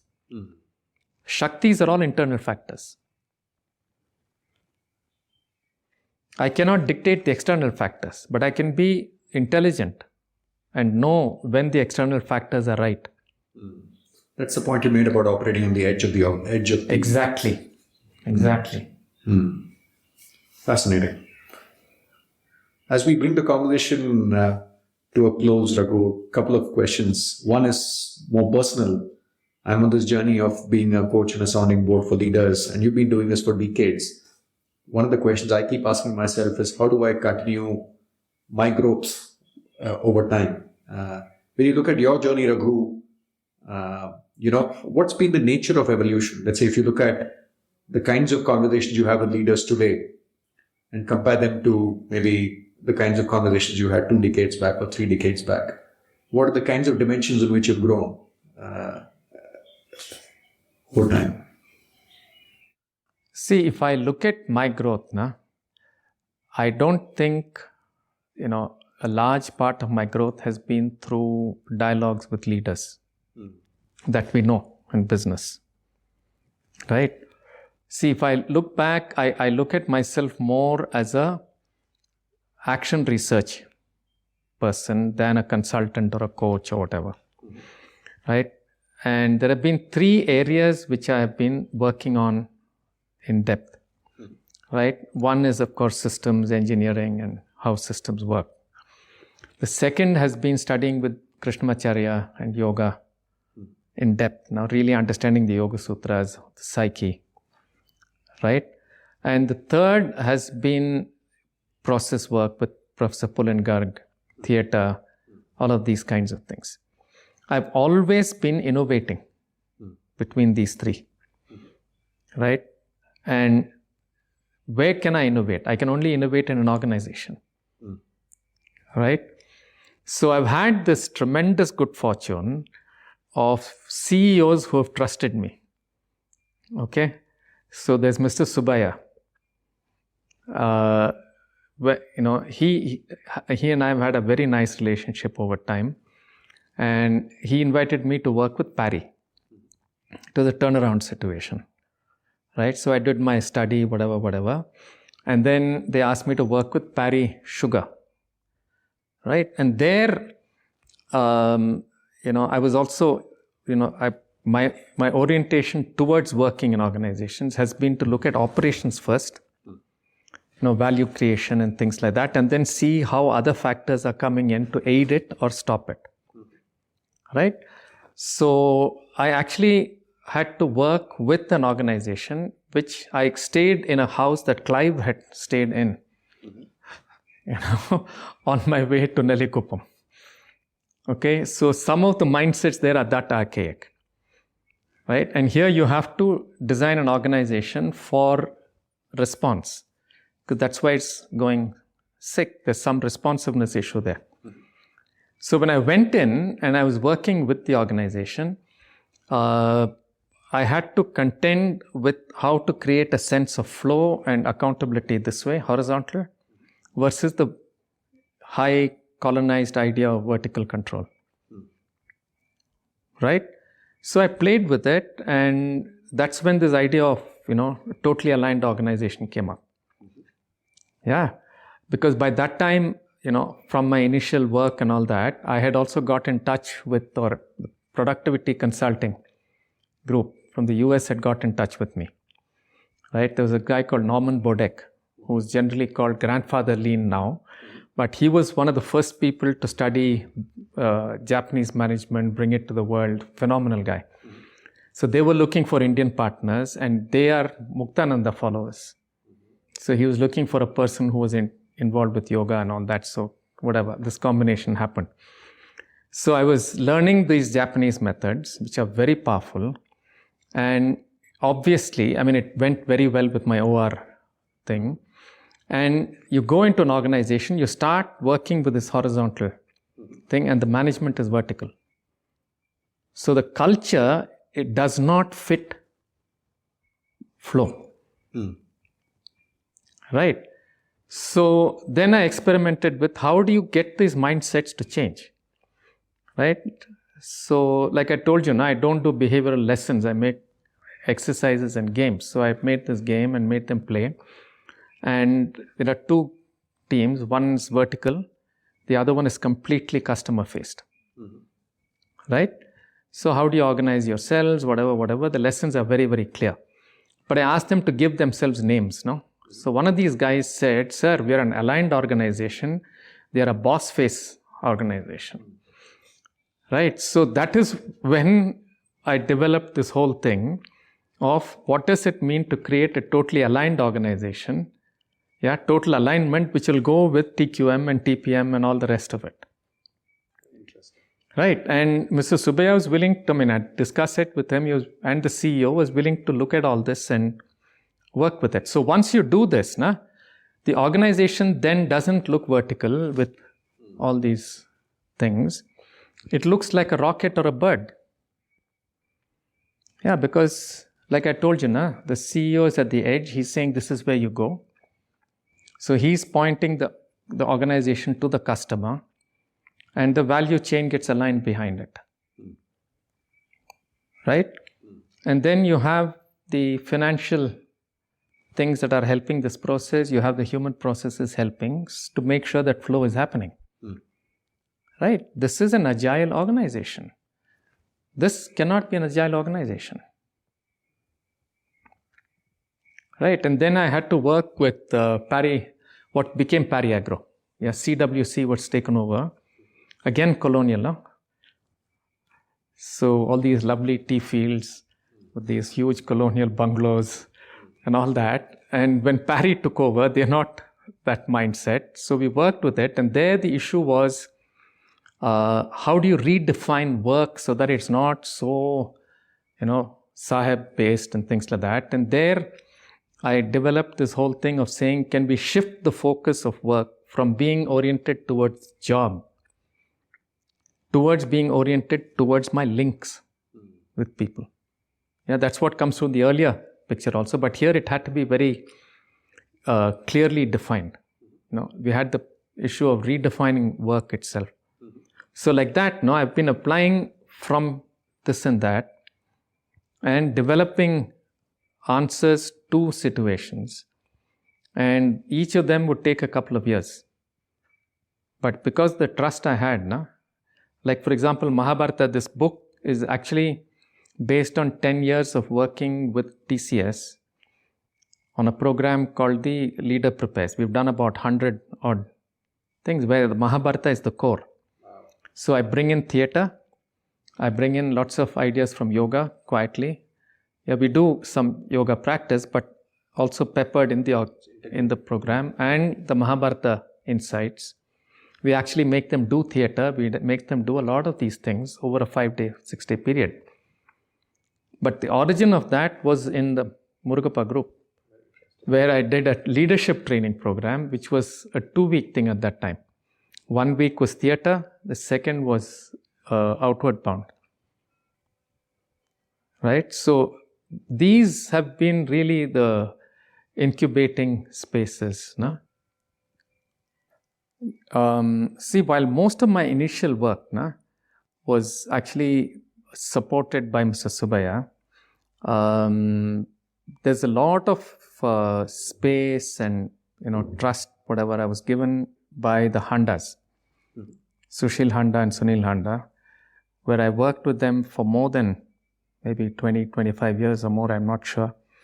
But it was like, an ongoing thing where I would look at the organization, there'd be a problem to be solved. How do you look at it?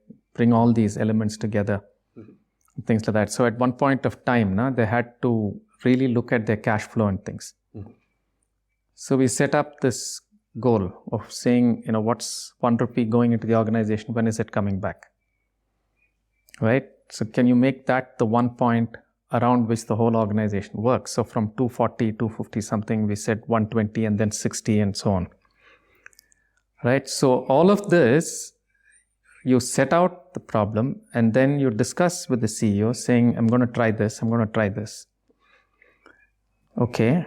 And then I'm bringing in something from systems theory, I'm bringing in something from theater, I'm bringing in something from yoga, right? And seeing how it works and working it through, right? And the other space that I got was in TCS, where Mr. Ramadurai and his team gave a lot of space to first study the organization. There's a whole model that I've developed called the Tensegrity Mandala. Which is based on Tripura Rahasya.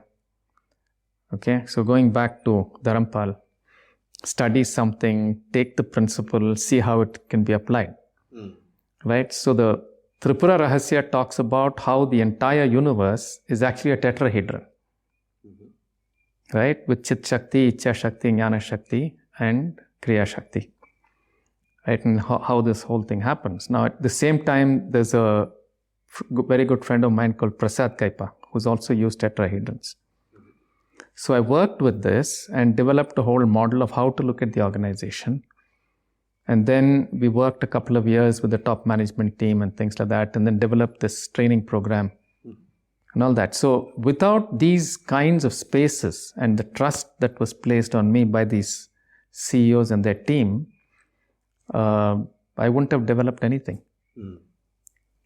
So that's the action research part, but which happened in that space with these CEOs willing to, incubate these things. And for somebody who wants to get in touch with you, Raghu, are there any websites or any places you would recommend to? They can get in touch with Tao, totallyalignedorganization.com or 5seatsofpower.in. Got it. And just a final question, Raghu, I asked this with all the people I talked to. The podcast is titled Play to Potential. When you look at that phrase, what does that phrase mean to you? That's exactly what I've been talking about. Can you play to potential? I love this word play, because if you take yourself too seriously, you're never going to be the best that you can be. Right? But if you don't take your potential seriously, you're not going to be the best that you can be. I love this. Lovely. Play to potential. Maybe we should adopt it for our organization. We enable you to play to potential. Sounds good. Raghu, thank you so much for making the time. Pleasure. Welcome. Thank you. very interesting dialogue I've had. Yeah. Thanks for this time.